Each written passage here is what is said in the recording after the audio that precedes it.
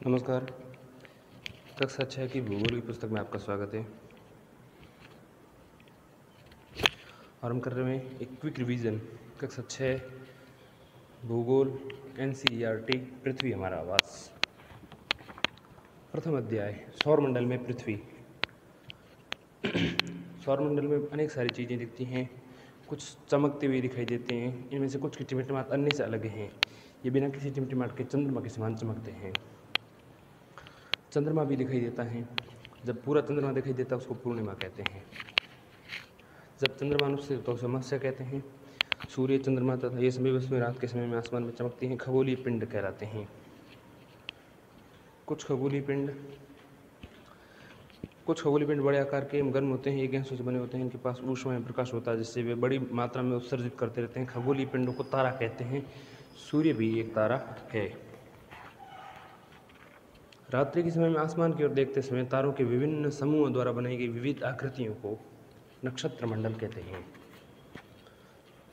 अर्सा major या big beer इसी तरह का एक नक्षत्र मंडल है। बहुत आसानी से पहचान में आने वाला नक्षत्र मंडल सप्तर्षि यानी 7 ऋषि, ये 7 तारों का समूह है जो नक्षत्र मंडल अर्सा मेजर का भाग है। अर्सा मेजर का ही एक भाग है। अर्सा मेजर या बिग बियर जिसको हम कहते हैं उसी का भाग है सप्तर्षि।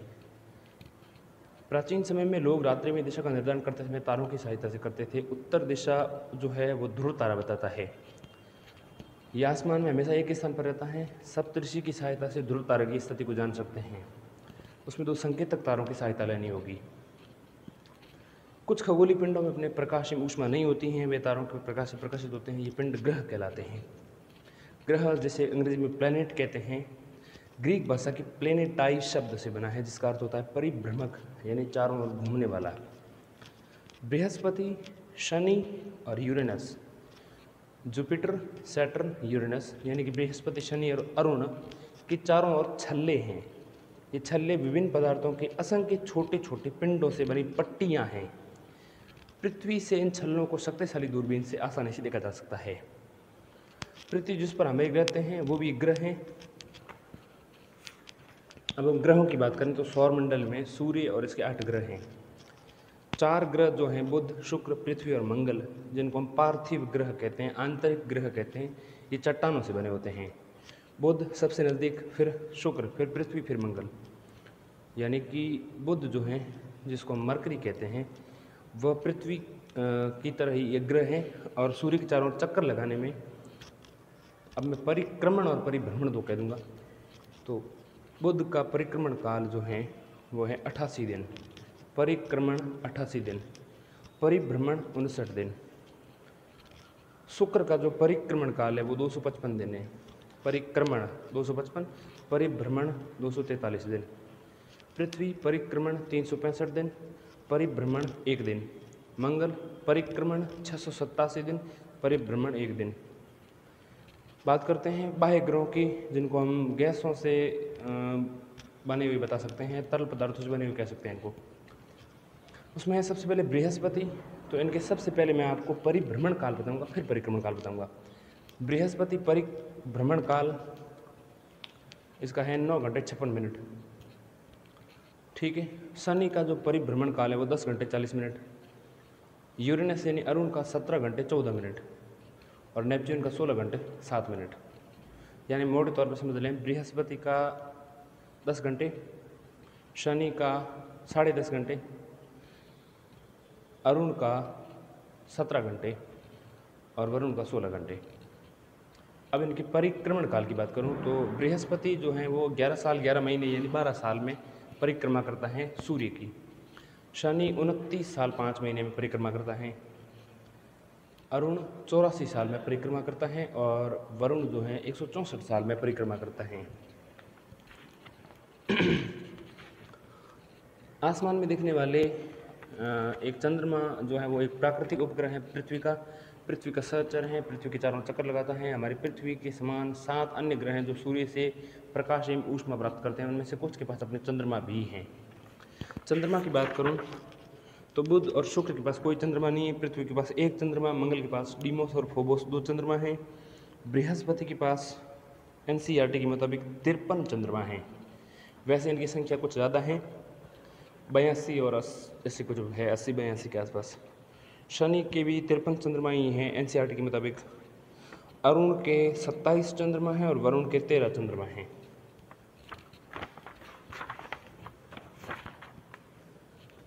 बात करते हैं सौरमंडल की। सूर्य, 8 ग्रह, उपग्रह, कुछ खगोलीय पिंड जैसे क्षुद्र ग्रह, उल्का पिंड मिलकर सौरमंडल का निर्माण करते हैं। हम सौर परिवार का नाम इसीलिए देते हैं क्योंकि सूर्य इसमें मुख्य है।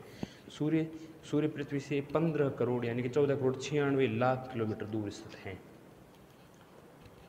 ज्योग्राफी शब्द जो है ये ग्रीक भाषा से लिया गया है, जिसका अर्थ होता है पृथ्वी का विवरण। ये दो ग्रीक शब्दों से जो और ग्राफिया, जो यानी जीई और ग्राफिया GRAPIA चाहिए। तो जोग्राफिया यानी पृथ्वी, जो का मतलब हुआ, जो का अर्थ हुआ पृथ्वी और ग्राफिया का मतलब लिखना। तो जोग्राफिया यानी पृथ्वी के बारे में लिखना, यानी कि जोग्राफी का मतलब हो गया पृथ्वी का विवरण। इसी तरह के कुछ और शब्द बताता हूँ मैं। जियोलॉजी यानी पृथ्वी का अध्ययन, जियोमेट्री यानी पृथ्वी का मापन, जियोइड यानी पृथ्वी के आकार के अनुरूप। आर्यभट्ट प्राचीन भारत के खगोल शास्त्री थे। ये सभी ग्रह और चंद्रमा परावर्तित सूर्य प्रकाश, सभी ग्रह और चंद्रमा जो है सूर्य के परावर्तित प्रकाश से चमकते हैं, ऐसा आर्यभट्ट ने बताया। सूर्य प्रकाश के कारण चमकते हैं, ऐसा प्रथम बार आर्यभट्ट ने बताया। आज विश्व के सभी भागों में खगोलविद ब्रह्मांड की खोज में लगे हुए हैं और अलग अलग तरह की नई नई खोजें होती हैं। अब हम बात करते हैं ग्रहों की। सौरमंडल में सभी 8 ग्रह एक निश्चित पथ पर चक्कर लगाते हैं। ये रास्ते दीर्घ वृत्ताकार में फैले हुए हैं, ये कक्षा कहलाते हैं। बुध सूर्य के सबसे नज़दीक हैं अपनी कक्षा में, सूर्य के चारों ओर 88 दिन में चक्कर लगाता है। शुक्र को पृथ्वी का जुड़वा ग्रह माना जाता है क्योंकि इसका आकार और आकृति लगभग पृथ्वी के समान ही है।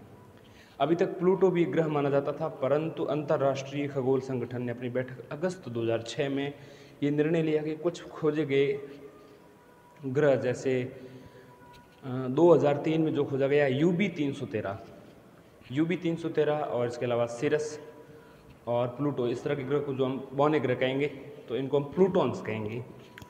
बात करें पृथ्वी की, तो पृथ्वी जो है आकार के हिसाब से 5वां और क्रम के हिसाब से 3रा ग्रह है। इसके आकार को भूभाग कहते हैं। भूभाग का मतलब पृथ्वी के समान आकार। ये नीले रंग का ग्रह कहते हैं। इसकी सतह पर 2/3 भाग जो है पानी से ढका हुआ है।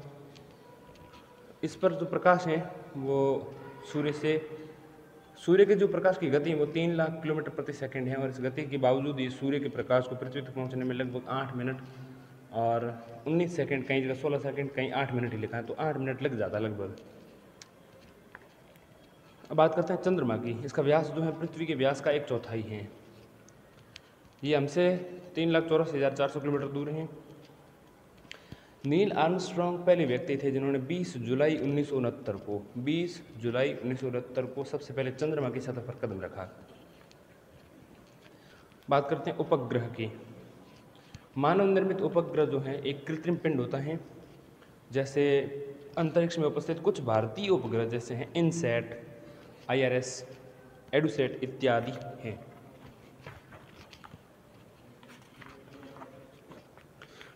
बात करते हैं चंद्रमा के घूर्णन की। चंद्रमा का एक चक्कर 27 दिन में पूरा होता है और लगभग इतना ही समय में वो अपने अक्ष पर भी पूरा करता है। परिणाम स्वरूप पृथ्वी से हमें चंद्रमा का केवल एक ही भाग दिखाई देता है। क्षुद्र ग्रह, तारों, ग्रहों, उपग्रहों के अतिरिक्त असंख्य छोटे पिंड भी सूर्य के चारों चक्कर लगाते हैं। इन पिंडों को क्षुद्र ग्रह कहते हैं। ये मंगल और बृहस्पति कक्षाओं के बीच में पाए जाते हैं। वैज्ञानिक के अनुसार क्षुद्र ग्रह कई भाग होते हैं जो बहुत समय पहले विस्फोट के कारण ग्रहों से टूटकर अलग हो गए थे। उल्कापिंड, सूर्य के चारों ओर चक्कर लगाने वाले पत्थरों के टुकड़ों को उल्कापिंड कहते हैं। कभी कभी ये उल्कापिंड पृथ्वी के इतने नज़दीक आ जाते हैं कि इनकी प्रवृत्ति पृथ्वी पर गिरने की होती है। इस प्रक्रिया के दौरान वायु के साथ घर्षण होने के कारण ये गर्म होकर जल जाते हैं। फलस्वरूप प्रकाश उत्पन्न होता है। कभी कभी कोई उल्कापिंड पूरी तरह जले बिना पृथ्वी पर गिरे तो उस धरातल पर गड्ढे बन जाते हैं। तारों वाले खुले आकाश में एक और से दूसरी ओर तक फैली चौड़ी चमकदार पट्टी जो होती है, चमकदार रास्ता जो होता है, ये लाखों तारों का समूह है। इसको हम आकाश गंगा यानी मिल्की वे कहते हैं। हमारा सौरमंडल इस आकाश गंगा का ही एक भाग है। प्राचीन भारत में इसकी कल्पना आकाश में प्रकाश की एक बहती हुई नदी से की गई थी। इस प्रकार इसका नाम पड़ा आकाश गंगा। आकाश गंगा करोड़ों तारों, बादलों, गैसों की एक प्रणाली है इस प्रकार की लाखों आकाशगंगाएं मिलकर ब्रह्मांड का निर्माण करते हैं। ब्रह्मांड की विशालता की कल्पना करना अत्यधिक कठिन है। वैज्ञानिक अभी भी इसके बारे में जानकारी प्राप्त कर रहे हैं। बताइए ग्रह और तारे में क्या अंतर है। तो ग्रह जो हैं अपने खुद के प्रकाश और रोशनी से नहीं चमकते हैं, तारे चमकते हैं।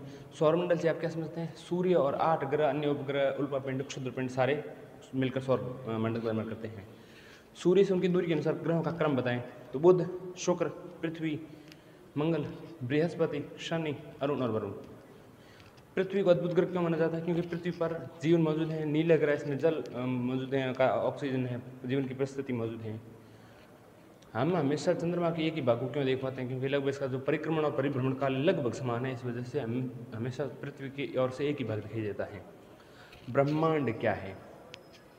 ब्रह्मांड लाखों तारों, ब्रह्मांड के लाखों आकाश गंगाओं, अरबों लाखों आकाश गंगाओं, तारों, धूल और कण और वगैरह वगैरह सबसे मिलकर बना हुआ है।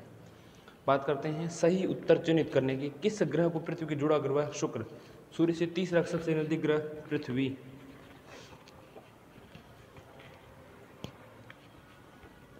सभी ग्रह सूर्य के चारों ओर किस और दीर्घ वृत्ताकार पथ में। ध्रुव तारे उत्तर दिशा। क्षुद्र ग्रह कक्षाओं के बीच में मंगल और बृहस्पति।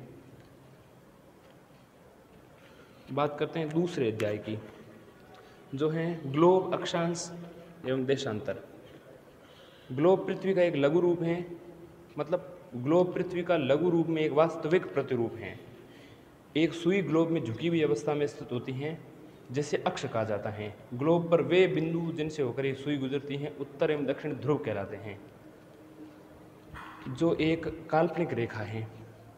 एक अन्य काल्पनिक रेखा भी ग्लोब को 2 भागों में बांटती है, उसे हम विषुवत वृत्त कहते हैं।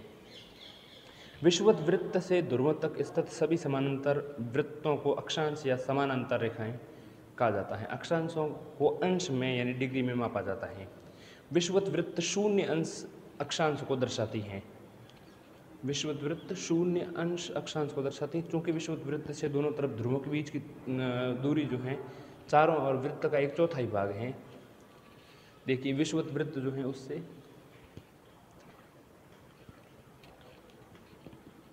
क्योंकि विषुवत वृत्त से ध्रुवों तक की दूरी जो है 1/4 है। विषुवत वृत्त यानी सेंटर से कहीं भी आप खड़े हैं भूमध्य रेखा पर और वहाँ से सेंटर की ओर जाना है, तो पूरे पृथ्वी के चक्कर लगाने की 1/4 दूरी हो गई है। पूरी पृथ्वी में 360 डिग्री, तो यहाँ तक की दूरी 90 डिग्री। तो इसलिए क्या होता है कि इसका माप जो है 360 डिग्री का 1/4 यानी कि 90 अंश होगा। इस प्रकार 90 अंश उत्तरी अक्षांश उत्तर ध्रुव को दर्शाता है और 90 अंश दक्षिणी अक्षांश दक्षिणी ध्रुव को दर्शाता है। इस प्रकार विषुवत वृत्त के उत्तर की ओर स्थित सभी समानांतर रेखाओं को उत्तरी अक्षांश और विषुवत वृत्त के दक्षिण में स्थित सभी समांतर रेखाओं को दक्षिणी अक्षांश कहा जाता है। आपने स्थान से ध्रुव तारे का कोण माप कर आप अपने स्थान का अक्षांश जान सकते हैं।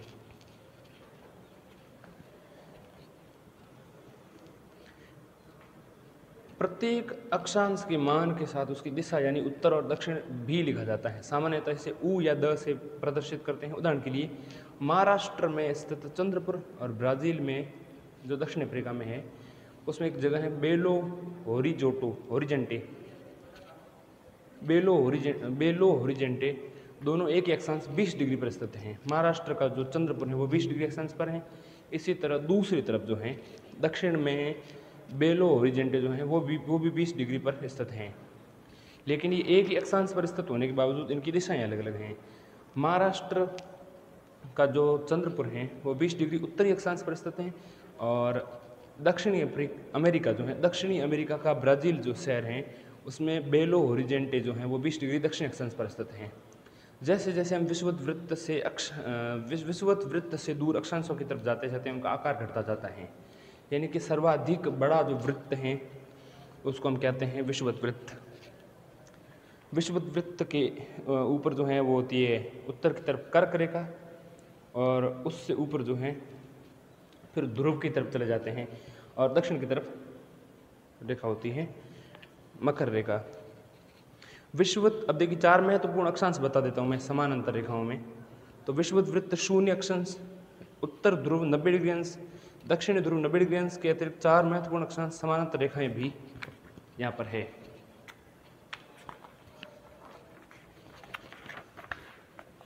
उत्तरी गोलार्ध में कर्क रेखा 23.5 डिग्री उत्तर में, दक्षिणी गोलार्ध में मकर रेखा 23.5 डिग्री दक्षिण, विषुवत वृत्त में 66.5 डिग्री उत्तर में उत्तर ध्रुव वृत्त और विषुवत रेखा के 66.5 डिग्री दक्षिण में दक्षिण ध्रुव वृत्त। तो विषुवत वृत्त ऊपर होगी कर्क रेखा है, मकर रेखा, एक सेकंड देख लेता हूँ मैं, कन्फ्यूजन हो रहा है।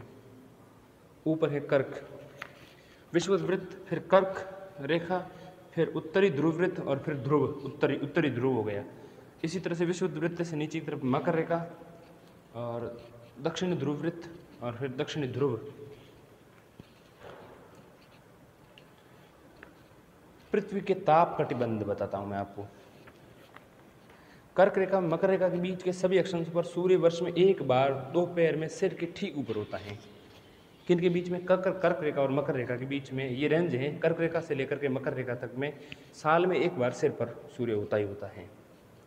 इसलिए इस क्षेत्र को अधिक उष्णता प्राप्त होती है, इसलिए उसको उष्ण कटिबंध कहते हैं। कर्क रेखा और मकर रेखा के बाद किसी भी अक्षांश पर दोपहर में सूर्य कभी भी सीधा सिर के ऊपर नहीं होता है। ध्रुव की तरफ सूर्य की किरणें तिरछी होती हैं और इस प्रकार उत्तरी गोलार्ध में कर्क रेखा है उत्तर ध्रुव वृत्त और दक्षिण गोलार्ध में मकर रेखा और दक्षिण ध्रुव वृत्त के बीच वाले क्षेत्र जो हैं वहाँ पर तापमान मध्यम रहता है। इन्हें शीतोष्ण कटिबंध कहते हैं।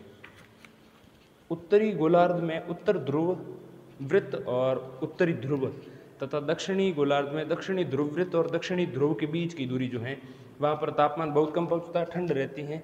इसलिए यहाँ सूर्य से क्षितिज से ज़्यादा ऊपर नहीं आता है, इसलिए शीत कटिबंध कहलाते हैं ये। अब हम बात करते हैं देशांतरों की। किसी भी स्थान की स्थिति, अब देखिए अगर एक डिग्री से अक्षांशों की संख्याएं गिननी शुरू करें 1 डिग्री से, क्योंकि जैसा कि बताया 90 डिग्री ऊपर जाएंगे 90 डिग्री नीचे जाएंगे तो 180 मतलब डिग्री बन जाएगी। 1 डिग्री से गिने तो मध्य वाली रेखा जो है वो 90, मध्य वाली रेखा शून्य अक्षांश हो गई। फिर ऊपर जो है ऐसे ऐसे गिनते गिनते 90 जो है वो 90वां खुद ध्रुव उत्तरी ध्रुव या दक्षिणी ध्रुव होगा। तो 90 ऊपर वाले 90 नीचे वाले 180 और एक उत्तरी ध्रुव वृत्त खुद 181 होते हैं। 181 अक्षांश अगर 1 डिग्री से गिने तो, वैसे अगर छोटे अंशों में गिने तो अनंत रेखाएं हो सकती हैं। अगर 1 डिग्री से गिने तो 181 होते हैं। उसमें अगर ध्रुवों को काट दें, क्योंकि ध्रुव तो बिंदु की तरह है, तो ये 179 हो जाएगी। 79 और 181 दो आंकड़े याद रखिएगा। अब हम बात करते हैं देशांतरों की और अक्षांश को कहते हैं, अब देखिए अक्षांश जो है उसको कहते हैं अक्षांश को कहते हैं लॉन्गिट्यूड तो कहते हैं देशांतर को, अक्षांश को लेटीट्यूड कहते हैं। लेटीट्यूड जो है जान लिया है, अब हम लॉन्गिट्यूड के बारे में जानेंगे। किसी स्थान की स्थिति को बताने के लिए उस स्थान के अक्षांश के अतिरिक्त कुछ और जानकारियों की आवश्यकता भी होती है। महासागर में स्थित टोंगा द्वीप और हिंद महासागर में स्थित मॉरिशस द्वीप, प्रशांत महासागर में स्थित टोंगा द्वीप और हिंद महासागर में स्थित मॉरिशस द्वीप एक ही अक्षांश 20 डिग्री दक्षिणी अक्षांश पर स्थित हैं। उनकी सही स्थिति जानने के लिए पता करना होगा कि उत्तर ध्रुव को दक्षिणी ध्रुव से जोड़ने वाली जो याम्योत्तर हैं, उत्तर ध्रुव से दक्षिण ध्रुव को जाने वाली वह जोड़ने वाली मतलब उत्तर ध्रुव से दक्षिणी ध्रुव को जोड़ने वाली संदर्भ रेखा जो है उससे पूर्व या पश्चिम की ओर स्थित स्थानों की कितनी दूरी है। अब जैसे टोंगा द्वीप प्रशांत महासागर का और हिंद महासागर में स्थित जो मॉरिशस द्वीप हैं, इनके बीच की दूरी, हिंद महासागर में स्थित मॉरिशस द्वीप दोनों 20 डिग्री दक्षिण अक्षांश पर हैं। तो दक्षिण या पूर्वी कैसे पता लगेगा? दक्षिणी और पूर्वी जो हैं वो 0 डिग्री देशांतर से यानी कि 0 डिग्री याम्योत्तर से पता लगेगा। ध्यान दीजिएगा। सही स्थिति जानने के लिए पता करना होगा कि उत्तर ध्रुव को दक्षिण ध्रुव से जोड़ने वाली संदर्भ रेखा से पूर्व या पश्चिम की ओर इन स्थानों की दूरी कितनी है। इन संदर्भ रेखाओं को देशांतरीय याम्योत्तर कहते हैं। उनके बीच की दूरी को देशांतर के अंशों में मापा जाता है। प्रत्येक अंश को मिनट में और मिनट को सेकंड में विभाजित किया जाता है। ये अर्धवृत्त हैं और इनके बीच की दूरी ध्रुवों की तरह बढ़ने पर घटती जाती हैं एवं ध्रुवों पर शून्य हो जाती हैं। ये क्या है? अर्धवृत्त हैं। अर्धवृत्त क्यों है? क्योंकि सर्कल बनेगा जब पृथ्वी के चारों ओर घूम लेंगे। अब उत्तर से दक्षिण ध्रुव तक जा रहे हो तो वो अर्धवृत्त बनेगा, और ये अर्धवृत्त जो है एक अर्धवृत्त का दूसरे अर्धवृत्त यानी कि इन याम्योत्तरों के बीच की दूरी जो है सबसे अधिक आपको विषुवत वृत्त पर दिखाई देगी। यानी कि इन याम्योत्तरों यानी इन अक्षांशों के बीच की दूरी जो सबसे ज़्यादा है वो भूमध्य रेखा पर होगी। भूमध्य रेखा से दक्षिण ध्रुव या उत्तरी ध्रुव की तरफ जाने पर इन अक्षांशों यानी इन देशांतरों यानी कि जो याम्योत्तर हैं उन याम्योत्तरों के बीच की दूरी लगातार घटती जाएगी। यानी प्रत्येक अंश को मिनट में और मिनट को सेकंड में विभाजित करें अगर, तो यह अर्धवृत्त उनके बीच की दूरी ध्रुवों की तरफ बढ़ने पर घटती जाती हैं और ध्रुवों पर शून्य हो जाती हैं, जहाँ सभी देशांतरीय याम्योत्तर जो हैं आपस में ध्रुवों पर मिल जाते हैं। अक्षांश समानांतर होते हैं और रेखाओं से भिन्न अक्षांश समांतर जो होते हैं उन रेखाओं से भिन्न सभी देशांतरीय याम्योत्तर की लंबाई समान होती हैं। वो समांतर होते हैं, समानांतर होते हैं। समानांतर किसका गुण है? अक्षांशों का। सभी दूरियां समान किसका गुण है? ये है देशांतरों का यानी देशांतरीय याम्योत्तरों का। तो समानांतर होने का गुण किसका है? लेकिन दूरी अलग अलग होती हैं। समानांतर होने के बाद दूरी अलग अलग होती है, उसको अक्षांश कहते हैं।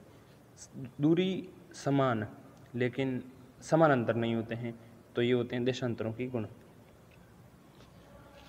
अक्षांश रेखाएं समानांतर जो होती हैं उनकी लंबाई अक्षांश रेखाएं जो समानांतर होती हैं उनकी लंबाई अलग अलग होती हैं, और देशांतरीय रेखाएं जो समानांतर नहीं होती हैं उनकी लंबाई समान होती हैं। इसलिए सिर्फ मुख्य संख्याओं में व्यक्त करना कठिन था। सभी देशों ने निश्चय किया कि ग्रीनिच, जहाँ ब्रिटिश राजकीय वेधशाला स्थित है, से गुजरने वाले याम्योत्तर से पूर्व एवं पश्चिम की ओर गिनती शुरू की जाए।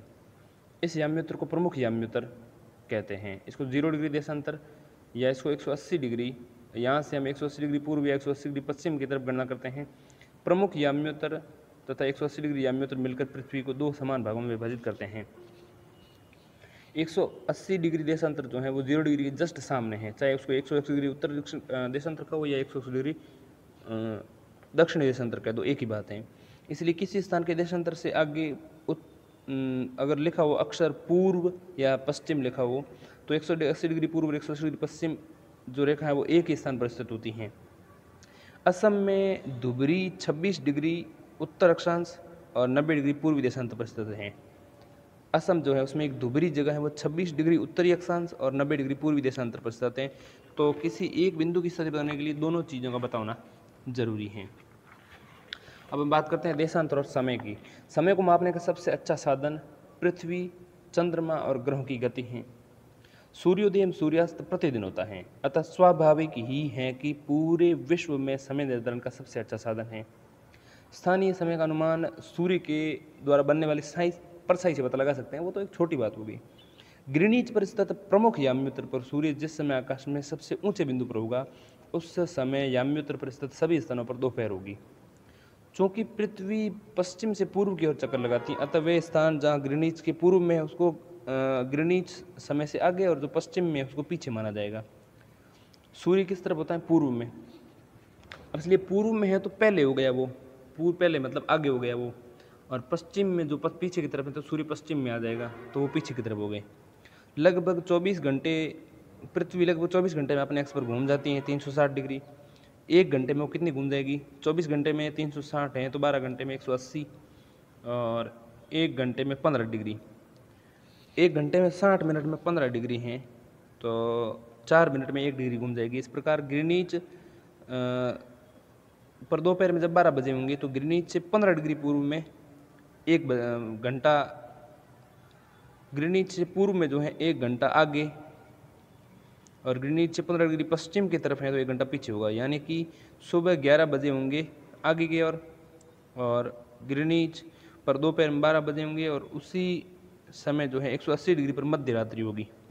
किसी भी स्थान पर जब सूर्य आकाश में सबसे उच्चतम बिंदु पर होता है तो दोपहर में उसी समय घड़ी में दिन के 12 बजते हैं। इस प्रकार घड़ी के द्वारा देखा गया समय उस स्थान को स्थानीय समय होता है। आप देख सकते हैं कि दिए गए देशांतरीय याम्योत्तर पर सभी स्थानों का स्थानीय समय समान है। हम मानक समय क्यों मानते हैं? देखिए, अलग अलग याम्योत्तरों पर स्थित स्थानों के स्थानीय समय में अंतर होता है। ठीक है, अलग अलग में क्या होता है, अंतर होता है। उदाहरण के लिए अगर देखें तो बहुत से देशांतरों से गुजरने वाली रेलगाड़ियों के लिए समय सारणी तैयार करना कठिन हो जाता है। भारत में गुजरात के द्वारका और असम के डिब्रूगढ़ में स्थानीय समय में लगभग 1 घंटे 45 मिनट का अंतर है। असम में डिब्रूगढ़ और गुजरात में द्वारिका, इनके बीच में 1 घंटा 45 मिनट का अंतर है। इसलिए आवश्यक है कि देश के मध्य भाग से होकर गुजरने वाले किसी याम्योत्तर के स्थानीय समय के रूप में मानक समय मान लिया जाए। इस याम्योत्तर रेखा के स्थानीय समय को पूरे देश का मानक समय मान लिया जाए। भारत में 82 डिग्री 30 मिनट पूर्व या 82 डिग्री 82.5 डिग्री पूर्व जो याम्योत्तर हैं वो मानक याम्योत्तर माना जाता है। पूर्व में स्थित हैं चूँकि ग्रीनिच के, इसलिए इसको 82.5 डिग्री पूर्व में कहते हैं। इस याम्योत्तर के स्थानीय समय को पूरे देश का मानक समय माना जाता है। इसे भारतीय मानक समय के नाम से भी जाना जाता है। भारत में ग्रीनिच के पूर्व में 82.5 डिग्री पूर्व में स्थित होने के कारण यहाँ का समय ग्रीनिच से लगभग 5 घंटा 30 मिनट आगे हैं। मतलब जब लंदन में दोपहर के 2 बजे होंगे तो भारत में शाम के 7:30 बजे होंगे। कुछ देशों का देशांतरीय विस्तार अधिक होता है जिसके कारण वहाँ 1 से अधिक मानक समय अपनाए जाते हैं। उदाहरण के लिए रूस में 11 मानक समय अपनाए गए हैं। पृथ्वी का एक एक घंटे जो है में 1-1 घंटे का डिफरेंस आता जाता है 15 डिग्री देशांतर के साथ। अब हम कुछ प्रश्नों के उत्तर दीजिए। पृथ्वी का सही आकार क्या है? तो इसका भूआब आकार है। ग्लोब क्या है? ग्लोब जो है पृथ्वी का एक लघु प्रतिरूप है। कर्क रेखा का अक्षांशीय मान क्या है? 23.5 डिग्री उत्तरी अक्षांश। पृथ्वी की 3 ताप कटिबंध बताइए। तो कर्क रेखा और मकर रेखा के मध्य जो है उसको कहते हैं उष्ण कटिबंध। कर्क रेखा से उत्तरी ध्रुव वृत्त के बीच का जो है वो कहलाता है उष्ण कटिबंध के बाद शीतोष्ण कटिबंध। ठीक, और उत्तरी ध्रुव वृत्त से उत्तर के बीच में है वो हो गया शीत कटिबंध। इसी तरह से दक्षिण में हो जाएगा। अक्षांश एवं देशांतर में क्या, अक्षांश देशांतर रेखाएं क्या हैं? अक्षांश रेखाएं जो हैं, अक्षांश रेखा जो विषुवत वृत्त हैं जो लगभग पृथ्वी को 2 गोलार्धों में बांटती हैं, वो विषुवत वृत्त 0 डिग्री अक्षांश पर स्थित हैं। उसके समानांतर रेखाएं जो ध्रुवों तक जाती हैं, ऐसी समानांतर रेखाओं को हम अक्षांश कहते हैं। देशांतर रेखाएं क्या हैं? देशांतर उत्तर और दक्षिणी ध्रुवों को मिलाने वाली वे याम्योत्तर रेखाएं जो एक दूसरे के समानांतर नहीं हैं लेकिन एक दूसरे के समान लंबाई के साथ प्रत्येक देश से होकर गुजरने वाली ऐसी रेखाएं होती हैं। अक्षांश ऊष्मा की सबसे अच्छी अधिक मात्रा उष्ण कटिबंध क्यों प्राप्त करते हैं? क्योंकि सूर्य सीधा होता है। जब भारत में शाम के 5:30 बजे होंगे तो लंदन में 12 बजते हैं। ऐसा क्यों है? क्योंकि भारत जो है आगे है। प्रमुख याम्योत्तर का मान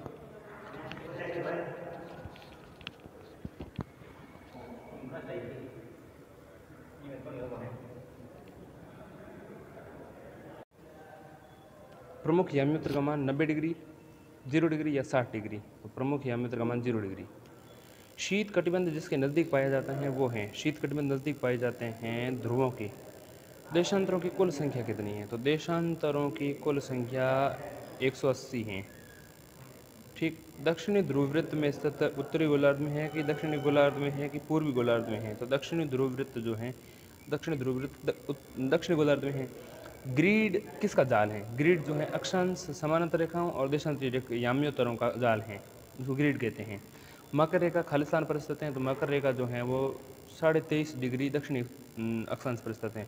भारत का मानक याम्योत्तर क्या है? भारत का मानक याम्योत्तर 82.5 डिग्री उत्तरी अक्षांश, नहीं पूर्वी देशांतर, सॉरी 82.5 डिग्री पूर्वी देशांतर।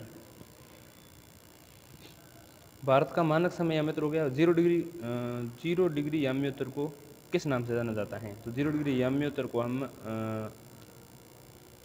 ग्रीनविच रेखा के नाम से जानते हैं। देशांतरों के बीच की दूरी ध्रुवों की तरफ घटते जाती हैं। उत्तर ध्रुववृत्त में स्थित उत्तरी ध्रुव जो है उत्तरी गोलार्ध में स्थित हैं। बात करते हैं पृथ्वी की गतियों की।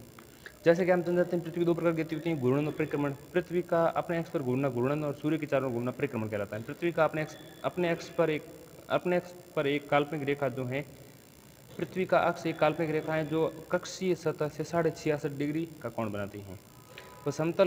वह समतल जो कक्ष के द्वारा बनाया जाता है उसे कक्षीय समतल कहते हैं। देखिए, पृथ्वी का अक्ष एक काल्पनिक रेखा है जो इसके कक्षीय सतह से 6.5 डिग्री कोण बनाती है।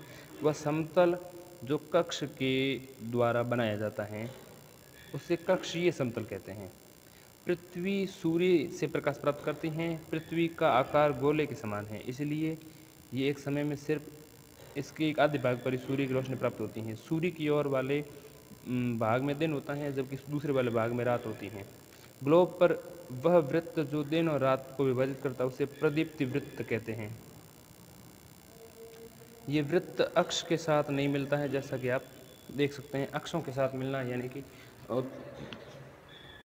पृथ्वी की गतियाँ दो प्रकार की होती हैं, घूर्णन और परिक्रमण। जैसा कि समझा अभी, पृथ्वी का अपने अक्ष पर घूमना घूर्णन और चारों ओर घूमना परिक्रमण कहलाता है। पृथ्वी का अक्ष एक काल्पनिक रेखा है जो इसके कक्षीय सतह से 66 डिग्री का कोण बनाती हैं।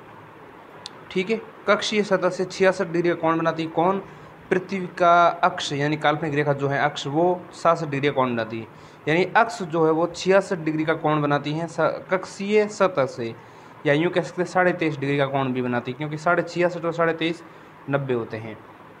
इस कक्षीय सतह में वह समतल जो कक्ष के द्वारा बनाया जाता है उसे कक्षीय समतल कहते हैं।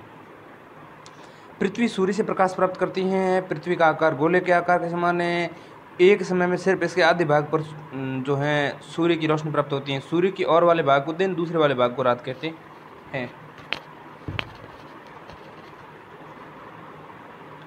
अगर बात करें आगे तो ग्लोब पर वह वृत्त जो दिन और रात को बराबर भागों में विभाजित, मतलब दिन और रात को विभाजित करने वाला जो वृत्त बनता है उसको प्रदीप्ति वृत्त कहते हैं। ये वृत्त जो होता है वो ये समझ लीजिए कि अक्षों के साथ मिलता नहीं है, अक्ष के साथ ये नहीं मिलता है क्योंकि झुकी हुई है। इस वजह से पृथ्वी अपने अक्ष पर एक चक्कर पूरा करने में 24 घंटे का समय लेती है। घूर्णन के समय काल को जो है पृथ्वी का दिन कहते हैं और ये पृथ्वी की दैनिक गति होती है। समझ रहे हैं आप? तो प्रदीप्ति वृत्त जो है वो अक्ष के साथ नहीं मिलता है। क्यों नहीं मिलेगा? क्योंकि अक्ष तो जब ये बिल्कुल 0 डिग्री झुकी होती है तब ये उत्तर और दक्षिण ध्रुव जो है उनके साथ मिलती, जबकि इनकी स्थिति ऐसी है नहीं। ये 23.5 डिग्री या 86.5 डिग्री का कोण बनाती हैं।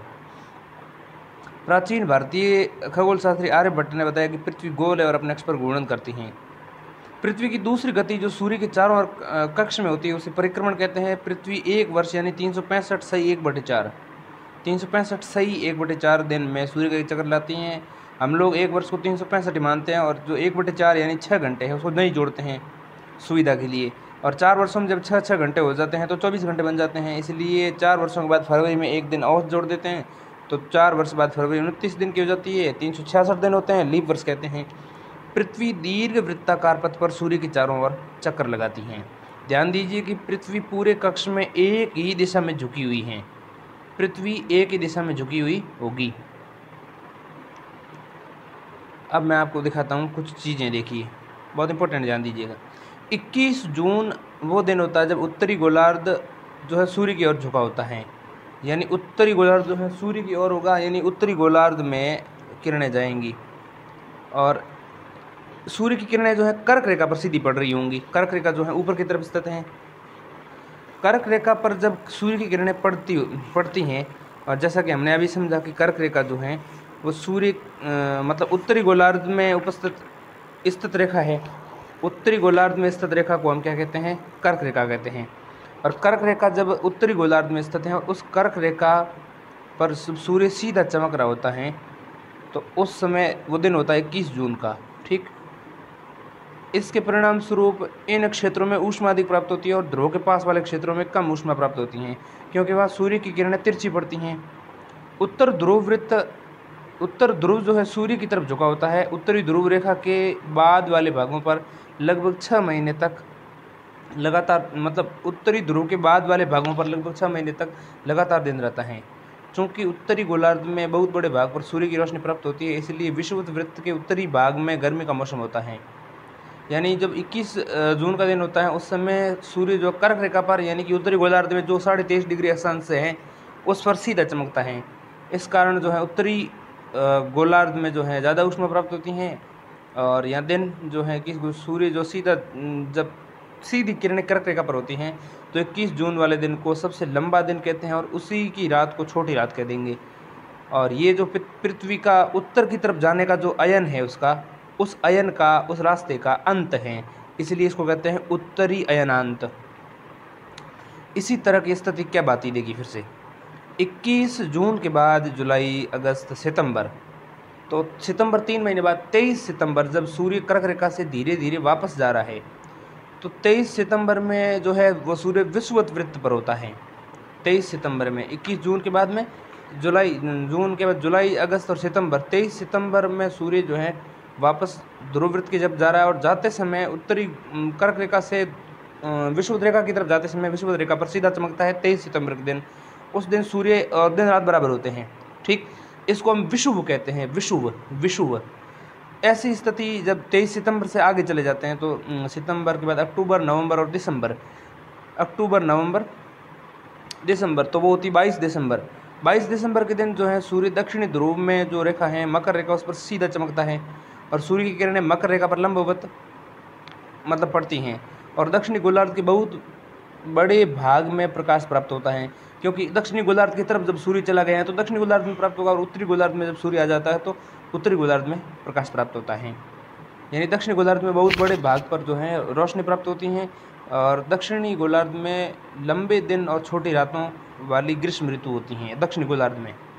और ऐसा ही 21 जून जो था उस समय उत्तरी गोलार्ध में गर्मी का मौसम होता है, ठीक। इस अवस्था में कोई भी मतलब इस अवस्था में हम जो समझ रहे हैं वो स्थिति बिल्कुल 21 जून की उल्टी है। 21 जून में उत्तरी गोलार्ध में होती है गर्मी की ऋतु और 22 दिसंबर के दिन के समय में छोटी रातों वाली ग्रीष्म ऋतु यहाँ पर दक्षिणी गोलार्ध में लंबे दिन होते हैं, ठीक। इसके ठीक विपरीत स्थिति उत्तरी गोलार्ध में होती है और पृथ्वी की इस अवस्था को हम कहते हैं दक्षिणी अयनांत। दक्षिण की तरफ जाने का अयन है उसका अंत हो जाता है, इसलिए इसको कहते हैं दक्षिणी अयनांत। ऑस्ट्रेलिया में ग्रीष्म ऋतु ऑस्ट्रेलिया जो होती है उसमें ग्रीष्म ऋतु में क्रिसमस पर्व मनाया जाता है। इसके बाद देखिए दिसंबर के बाद जनवरी, फरवरी और मार्च, 21 मार्च के दिन जो है वापस सूर्य जो है दक्षिणी गोलार्ध से निकल करके विषुवत वृत्त की तरफ आ रहा होता है और विषुवत वृत्त पर जब होता है वो दिन होता है 21 मार्च। तो शुरू किया 21 जून से, जून के बाद जुलाई, अगस्त, सितंबर, 23 सितंबर, अक्टूबर, नवंबर, दिसंबर, 22 दिसंबर और जनवरी, फरवरी, मार्च, 21 मार्च, ठीक। 23 सितंबर जैसा कि मैंने अभी जिक्र किया 21 मार्च और 23 सितंबर, तो 23 सितंबर को उत्तरी गोलार्ध में कौन सी ऋतु होती हैं? तो 23 सितंबर को सूर्य जो है 21 जून में उत्तरी गोलार्ध में होता है कर्क रेखा पर, उत्तरी गोलार्ध से विषुवत वृत्त की तरफ आता है और 23 सितंबर को सीधा होता है। तो उत्तरी गोलार्ध से आ रहा होता है, इसीलिए उत्तरी गोलार्ध में शरद ऋतु होती है। जहाँ से सूर्य आ रहा होता है वहाँ शरद ऋतु होती है, जबकि जहाँ जा रहा है वहाँ पर वसंत ऋतु हो जाएगी। इसका ठीक उल्टा वहाँ हो जाएगा जब सूर्य अंत में जब 21 मार्च के टाइम पर जब वापस दक्षिणी गोलार्ध से विषुवत वृत्त की तरफ आ रहा हुआ, तब दक्षिणी गोलार्ध में जो है शरद ऋतु हो जाएगी और उत्तरी गोलार्ध में वसंत ऋतु हो जाएगी। जहाँ जाएगी सूर्य, जहाँ जिस दिशा में जा रहा है वहाँ वसंत होगी और जहाँ से आ रहा है वहाँ शरद ऋतु होगी। शरद है, ये सर्दी नहीं है, शरद ऋतु अलग होती हैं। फिर से बताता हूँ, ध्यान से सुनिए। 21 जून सूर्य कर्क रेखा पर, 21 जून में सूर्य कर्क रेखा पर और 21 जून से लेकर करके सूर्य जून के बाद जुलाई, अगस्त, सितंबर, 23 सितंबर जो है 23 सितंबर के दिन मतलब उस रेखा पर, विषुवत रेखा पर दिन रात बराबर हो जाएंगी। अब सूर्य चूंकि उत्तरी गोलार्ध से निकल करके 21 जून में जब उत्तरी गोलार्ध में अंतिम बिंदु पर था, उसका उत्तरी अयनांत था, तो उत्तरी अयनांत पर 21 जून को था और अयनांत से निकल करके 23 सितंबर के दिन ये विषुवत वृत्त पर आ गया। इसको हम विषुव कहते हैं। और ऐसी स्थिति में उत्तरी गोलार्ध से निकल करके आया है तो इसलिए उत्तरी गोलार्ध में तो शरद ऋतु हो जाएगी, दक्षिणी गोलार्ध में वसंत ऋतु हो जाएगी। ठीक ऐसा ही जब 21 मार्च की स्थिति बनेगी वापस, भाई देखिए सितंबर है, अक्टूबर, नवंबर, दिसंबर, 22 दिसंबर में दक्षिणी गोलार्ध में मकर रेखा पर होगा सीधा और दिसंबर के बाद जनवरी, फरवरी, मार्च में वापस 21 मार्च के दिन जो है वापस विषुवत रेखा पर होगा, विषुव कहते हैं जिसको हम। उस स्थिति में दक्षिणी गोलार्ध से सूर्य आ रहा है और उत्तरी गोलार्ध की तरफ आ रहा है, इसलिए दक्षिणी गोलार्ध से आ रहा है तो वहाँ हो जाएगी दक्षिणी गोलार्ध में शरद ऋतु और उत्तरी गोलार्ध में वसंत ऋतु। जहाँ जा रहा है वहाँ वसंत ऋतु होगी। और जहाँ से आया वहाँ सर्द ऋतु हो जाएगी। पृथ्वी के अपने अक्ष पर झुकाव का कोण क्या है? 23.5 डिग्री या 66.5 डिग्री। घूर्णन ने परिक्रमण को परिभाषित कीजिए, कर लेंगे। लीप वर्ष क्या है बता लेंगे। उत्तर और दक्षिणी अयनांतों में क्या अंतर है बता देंगे। विषुव क्या है समझ लिया है। विषुव क्या है? विषुव जो है देखिए 21 जून, जुलाई, अगस्त, सितंबर, तो 23 सितंबर के दिन और 21 जून के दिन, 23 सितंबर और 21 जून के दिन जो हैं, 23 जून और 21 सितंबर के दिन विषुव होते हैं। विषुव मतलब वो स्थिति जब दिन रात बराबर होते हैं। दक्षिणी गोलार्ध में उत्तरी गोलार्ध की अपेक्षा एवं उत्तर एवं दक्षिण का अयनांत अलग अलग समय में क्यों होता है? क्यों समझा देंगे। ध्रुवों पर लगभग 6 महीने में दिन रात क्यों होती हैं? पृथ्वी की सूर्य के चारों ओर की गति को क्या कहते हैं? पृथ्वी की सूर्य के चारों ओर की गति को परिक्रमण कहते हैं। सूर्य की सीधी किरणें विषुवत वृत्त पर पड़ती हैं। सूर्य की सीधी किरणें विषुवत वृत्त पर किस दिन पड़ती हैं? तो विषुवत वृत्त पर 2 दिन पड़ती हैं। एक तो वो जून के बाद जुलाई, अगस्त, सितंबर, 23 सितंबर के दिन और 21 मार्च के दिन। 21 मार्च और 23 सितंबर, तो 22 दिसंबर लिखा है, 21 जून लिखा है और 21 मार्च लिखा है, तो 21 मार्च हो जाएगा। गर्मी में क्रिसमस का पर्व कहाँ मनाया जाता है? ऑस्ट्रेलिया में। ऋतुओं में परिवर्तन की किस गति के कारण होता है? ऋतुओं में परिवर्तन किस गति के कारण होता है? तो ऋतुओं में परिवर्तन जो है वो सूर्य की परिक्रमण के कारण होता है। एक लीप वर्ष में दिनों की संख्या 366 होती हैं। पृथ्वी की प्रतिदिन की गति को हम क्या कहते हैं? घूर्णन कहते हैं। सूर्य के चारों की गति को परिक्रमण कहते हैं। सूर्य के चारों ओर पृथ्वी सूर्य के चारों ओर दीर्घ वृत्ताकार कक्षा में चक्कर लगाती हैं। 21 जून के दिन सूर्य की किरणें जो हैं किस रेखा पर सीधी पड़ती हैं? तो 21 जून के दिन जब रेखा होती है वो कर्क रेखा पर सूर्य की किरणें सीधी पड़ती हैं। खालिस्तान ऋतु में दिन छोटे होते हैं, तो शरद ऋतु में दिन छोटे होते हैं। सर्दी यानी कि शीत ऋतु में दिन छोटे होते हैं। बात करते हैं मानचित्र की, तो मानचित्र पृथ्वी की सतह या इसके एक भाग का पैमाने के माध्यम से चपटी सतह पर खींचा गया चित्र है। लेकिन एक गोलाकार सतह को पूरी तरह से चपटा करना असंभव है। मानचित्र क्या कहते हैं? पृथ्वी की सतह होती है, इसके एक भाग का पैमाने के माध्यम से चपटी सतह पर खींचा गया चित्र है, और जो गोलाकार सतह उसकी पूरी तरह से चपटा करना असंभव है। मानचित्र हमारी ज़रूरतों के लिए आवश्यक हैं। जब बहुत से मानचित्रों को एक साथ रख दिया जाता है तब वह एटलस बन जाता है। एटलस विभिन्न प्रकारों और अलग अलग पैमानों से खींची गई मापों पर आधारित होता है। मानचित्रों से एक ग्लोब की अपेक्षा हमें ज़्यादा जानकारी प्राप्त होती है। मानचित्र विभिन्न प्रकार के होते हैं, जिनमें से कुछ का वर्णन मैं दे रहा हूँ। भौतिक मानचित्र, राजनीतिक मानचित्र, थीमेटिक मानचित्र। भौतिक मानचित्र, भौतिक मानचित्र में पृथ्वी की प्राकृतिक आकृतियाँ जैसे पर्वतों, पठारों, मैदानों, नदियों, महासागरों इत्यादि को दर्शाने वाले मानचित्रों को भौतिक या उच्चावच मानचित्र कहते हैं। इनको उच्चावच मानचित्र को भौतिक मानचित्र कहते हैं। राजनीतिक मानचित्र राज्यों, नगरों, शहरों, गांवों में विश्व के विभिन्न देशों, राज्यों तथा उनकी सीमाओं को दर्शाने वाले मानचित्र को राजनीतिक मानचित्र कहते हैं। और जनरली जो देश का मानचित्र होता है वो राजनीतिक मानचित्र होता है। भौतिक मानचित्र में पर्वतों, पठारों, नदियों की बात होगी। ठीक है। थीमेटिक मानचित्र, थीमेटिक मानचित्र कहते हैं कुछ मानचित्र विशिष्ट जानकारियाँ प्रदान करते हैं, जैसे सड़क मानचित्र, वर्षा मानचित्र, वन मानचित्र, उद्योग मानचित्र। तो इस प्रकार के मानचित्रों को थीमेटिक मानचित्र कहते हैं। विशेष जानकारियाँ प्राप्त करने वाले मानचित्र जैसे सड़क मानचित्र, वर्षा मानचित्र, वन मानचित्र, उद्योग मानचित्र, इस तरह के मानचित्रों को थीमेटिक मानचित्र कहते हैं। इन मानचित्रों में दी गई सूचना के आधार पर इनको निम्नलिखित 3 प्रमुख घटक होते हैं। अब देखिए 3 घटक होते हैं। एक तो दूरी होती है, दूसरी दिशा होती है, तीसरा प्रतीक होता है। अब दूरी को समझते हैं, फिर दिशा को समझेंगे। दूरी क्या है? मानचित्र छोटे पैमाने पर खींचे जाते हैं। मानचित्र जब छोटे पैमाने पर खींचे जाते हैं, मतलब मानचित्र एक आरेखन होता है और पूरे विश्व या उसके भाग को छोटे कागज़ पर एक पन्ने के रूप में दर्शाता है, और या हम कह सकते हैं कि मानचित्र छोटे पैमाने पर खींचे जाते हैं, लेकिन इतनी सावधानी से छोटा किया जाता है ताकि स्थानों के बीच की दूरी वास्तविक बनी रहे। और इस उद्देश्य के लिए एक पैमाना चुना जाता है। पैमाना एक स्थल पर वास्तविक दूरी मानचित्र के बीच दिखाई गई दूरी का अनुपात होता है। मानचित्र के बीच दिखाई गई दूरी और वास्तविक दूरी के बीच का अनुपात जो है वो क्या कहलाता है? वो कहलाता है पैमाना। अगर आपको पैमाने की जानकारी है तो आप मानचित्र पर दिए गए किसी भी 2 स्थानों के बीच की दूरी का पता लगा सकते हैं। जब बड़े क्षेत्रफल वाले भागों जैसे महाद्वीपों या देशों को कागज़ पर दिखाना हो, बड़े भागों वाले महाद्वीपों को वगैरह को कागज़ पर दिखाना हो, तब छोटे पैमाने का उपयोग करते हैं।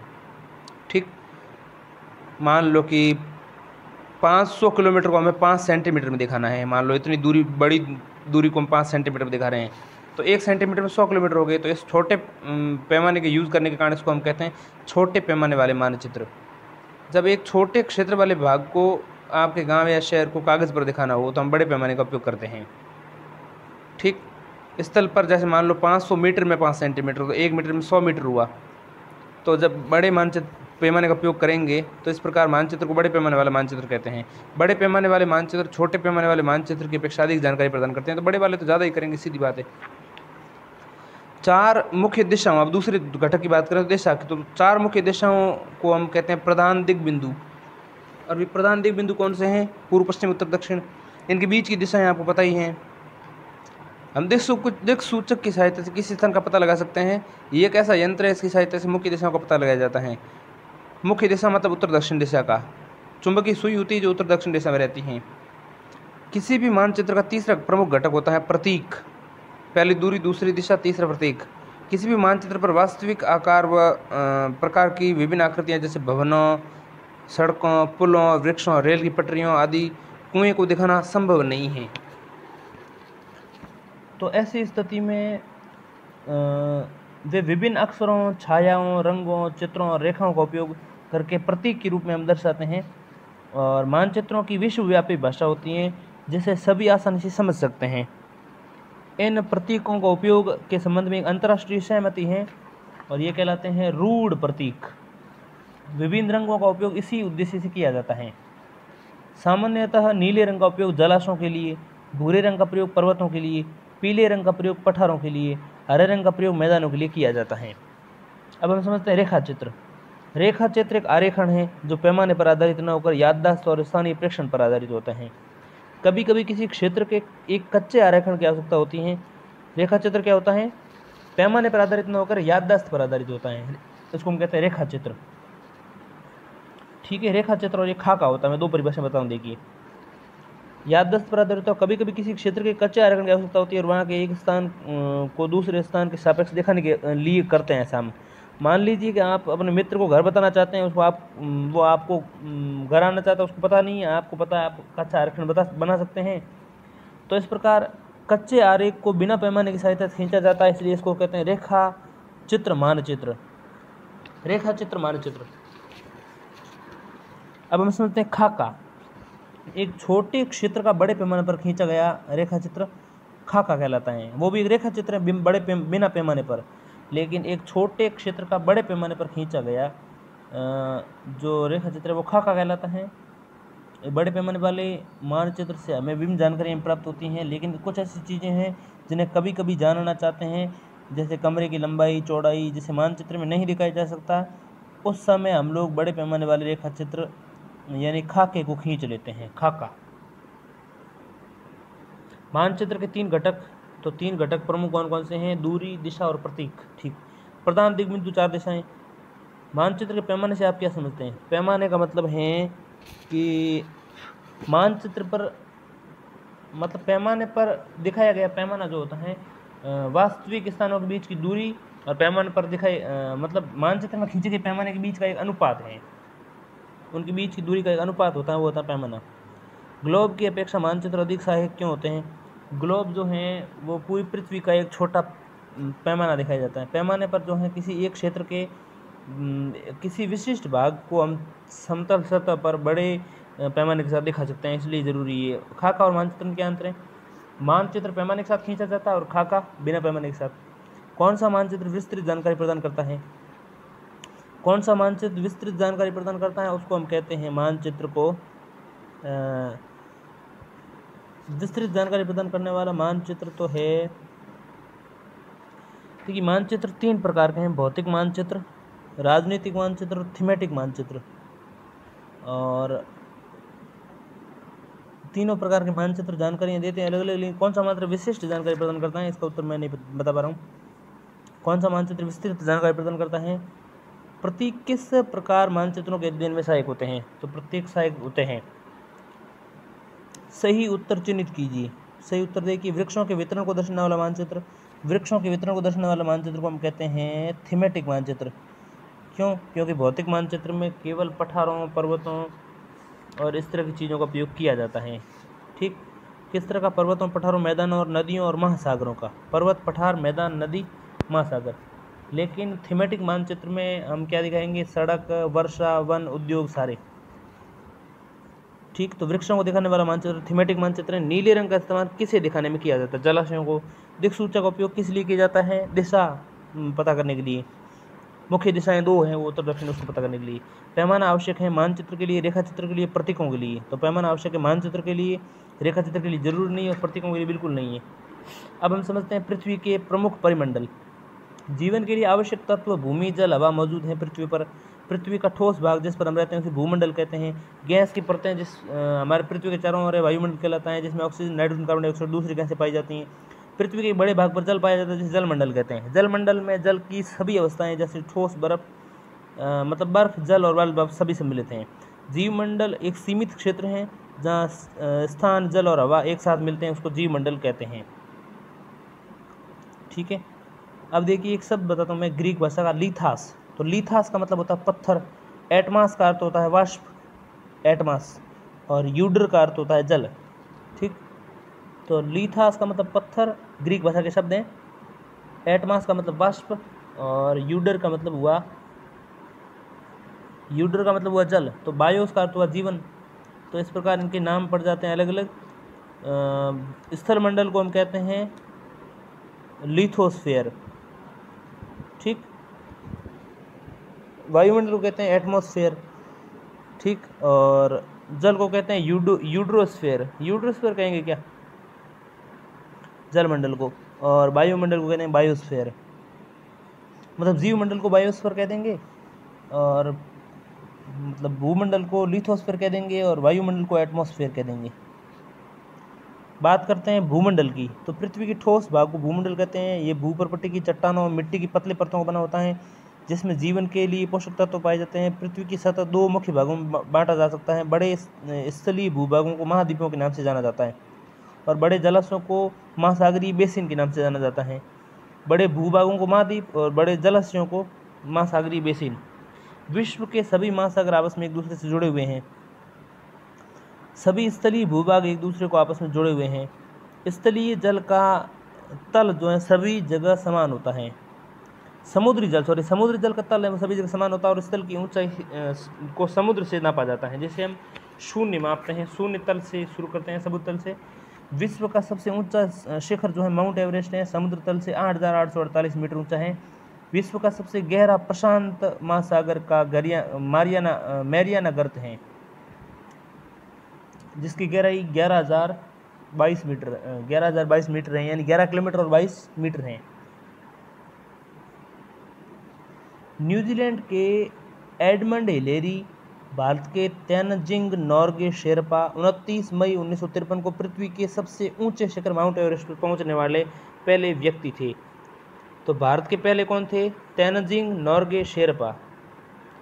और ये 29 मई 1953 में माउंट एवरेस्ट चढ़े थे। न्यूजीलैंड के एडमंड हिलेरी और भारत के तेनजिंग नोर्गे शेरपा 29 मई 1953। जापान की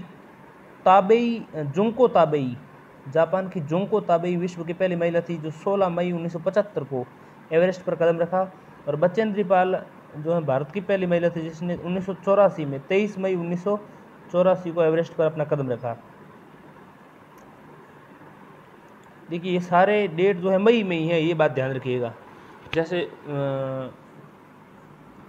भारत के मतलब तेनजिंग नोर्गे शेरपा 29 मई 1953 को गए, और न्यूजीलैंड के एडमंड हिलेरी और भारत के तेनजिंग नोर्गे शेरपा 29 मई को गए 1953 में। ठीक, और जापान की जो जुंको ताबेई हैं वो विश्व की पहली महिला थी, जो 16 मई 1975 को एवरेस्ट पर कदम रखा। बचेंद्री पाल भारत की पहली महिला थी, जिसने 23 मई 1984 को एवरेस्ट पर कदम रखा। बात करते हैं महाद्वीपों की। पृथ्वी पर 7 महाद्वीप हैं: एशिया, यूरोप, अफ्रीका, उत्तरी अमेरिका, दक्षिणी अमेरिका, ऑस्ट्रेलिया और अंटार्कटिका। एशिया विश्व का सबसे बड़ा महाद्वीप है। एशिया विश्व का सबसे बड़ा महाद्वीप है। ये पृथ्वी के कुल क्षेत्रफल का 1/3 भाग में फैला है। पृथ्वी का अगर मान लो टोटल क्षेत्रफल निकाल देना तो उसका 1/3 भाग एशिया के पास है, 1/3 भाग जो है एशिया के पास है। कर्क रेखा इस महाद्वीप से होकर गुजरती हैं। ठीक बात है, कर्क रेखा इस महाद्वीप से होकर गुजरती हैं। एशिया के पश्चिम में यूराल पर्वत हैं जो यूरोप से अलग करता है। ठीक, और एशिया और यूरोप को साथ में हम यूरेशिया कह देंगे, यूरेशिया। अब बात करते हैं यूरोप की। यूरोप एशिया से बहुत छोटा है। ये महाद्वीप एशिया के पश्चिम में स्थित हैं। आर्कटिक वृत्त इससे होकर गुजरता है। आर्कटिक वृत्त ये 3 तरफ से जल से घिरा है। इसका आप पता लगे यूरोप का। बात करते हैं अफ्रीका की। अफ्रीका एशिया के बाद विश्व का दूसरा सबसे बड़ा महाद्वीप है। अफ्रीका जो है एशिया के बाद विश्व का दूसरा सबसे बड़ा महाद्वीप है। विषुवत वृत्त यानी 0 डिग्री अक्षांश इस महाद्वीप के लगभग मध्य से होकर गुजरती हैं। अफ्रीका का बहुत बड़ा भाग उत्तरी गोलार्ध में स्थित है। कर्क रेखा, विषुवत वृत्त और मकर रेखा तीनों रेखाएं होकर इस से गुजरती हैं। यानी कि ऐसा महाद्वीप जिससे होकर तीनों रेखाएं गुजरती हैं वो है अफ्रीका। सहारा रेगिस्तान विश्व का सबसे बड़ा रेगिस्तान, गर्म रेगिस्तान है और जो अफ्रीका में स्थित है। और ये महाद्वीप चारों ओर से समुद्रों से घिरा हुआ है। ठीक, चारों ओर से समुद्र से घिरा हुआ है। बात करते हैं और तो अफ्रीका में सबसे लंबी नदी चलती हैं। विश्व की सबसे लंबी नदी नील जो अफ्रीका से होकर गुजरती हैं। अफ्रीका का मानचित्र देखिए और बताइए कि कर्क रेखा, मकर रेखा तथा विषुवत वृत्त इसके किन किन भागों से होकर गुजरती हैं। आपको इन रेखाओं का पता करना है। उत्तर अमेरिका विश्व का तीसरा सबसे बड़ा महाद्वीप है। पहला एशिया, दूसरा अफ्रीका और तीसरा उत्तरी अमेरिका विश्व का तीसरा सबसे बड़ा महाद्वीप है। ये दक्षिणी अमेरिका से एक संकरे स्थल से जुड़ा हुआ है। संकरे स्थल से जुड़ा हुआ है जिसको हम पनामा स्थल कहते हैं। दक्षिणी अमेरिका से उत्तरी अमेरिका जो है विश्व का तीसरा सबसे बड़ा महाद्वीप है। उत्तरी अमेरिका तीसरा बड़ा है और जो नीचे की तरफ जो दक्षिणी अमेरिका है उससे जुड़ा हुआ है संकरे मार्ग से, जिसको हम कहते हैं पनामा स्थल संधि। पनामा स्थल संधि। अब देखिए स्थल संधि क्या होती है। स्थल संधि स्थल का संकरा भाग जो बड़े स्थलीय भागों को एक दूसरे से जोड़ता है। जल संधि पानी का संकरा भाग जो दो बड़ी राशि दो समुद्रों को, महासागरों को एक दूसरे से जोड़ता है। तो जल संधि समुद्रों को जोड़ता है और स्थल संधि महाद्वीपों को जोड़ता है। भारत और श्रीलंका के बीच में स्थित जल संधि का नाम बताओ तो वो है, उस जल संधि का नाम क्या है, उसको हम कहते हैं पाक जल डमरू संधि, ऐसा कुछ नाम है। देखिए दक्षिणी अमेरिका से पनामा जल संधि से जुड़ी हुई है। उत्तरी अमेरिका की बात कर रहा हूँ मैं, ठीक। नदर्न अमेरिका महाद्वीप पूरी तरह से उत्तरी और पश्चिमी गोलार्ध में स्थित हैं। किसकी बात कर रहा हूँ मैं कर रहा हूँ उत्तरी अमेरिका की, जो पूरी तरह से उत्तरी गोलार्ध में स्थित है और पश्चिमी गोलार्ध में स्थित है। उत्तर पश्चिमी गोलार्ध में स्थित है। मतलब महाद्वीप तीनों महासागरों से घिरा हुआ है जिनके नाम आपको बताने हैं। अगर बात करें उत्तरी अमेरिका की तो उत्तरी अमेरिका 3 महासागरों से घिरा है। तो एक तो है उत्तर प्रशांत महासागर, उत्तर प्रशांत महासागर से, दूसरा उत्तर अटलांटिक महासागर से, उत्तर प्रशांत महासागर से, उत्तर अटलांटिक महासागर से, और तीसरा है आर्कटिक महासागर। 3 महासागरों से ये घिरा हुआ है। अगर बात करें अफ्रीका की तो वो घिरा है उत्तरी अटलांटिक महासागर और हिंद महासागर और दक्षिणी अटलांटिक महासागर, ठीक। हिंद महासागर, अटलांटिक महासागर और अंटार्कटिका महासागर, ठीक है। बात करते हैं आगे। देखिए दक्षिणी अमेरिका जो है, अब बात करेंगे दक्षिणी अमेरिका की। दक्षिणी अमेरिका का अधिकांश भाग दक्षिणी गोलार्ध में स्थित है। ये पूर्व एवं पश्चिम दोनों में से कौन से महासागर में स्थित हैं? पूर्व एवं पश्चिम में कौन से महासागर? इसके मतलब पूर्व और पश्चिम में कौन से हैं? दक्षिणी अमेरिका के पूर्व में, दक्षिणी अमेरिका के पूर्व में है दक्षिणी अटलांटिक महासागर और इसके पश्चिम में है दक्षिणी प्रशांत महासागर।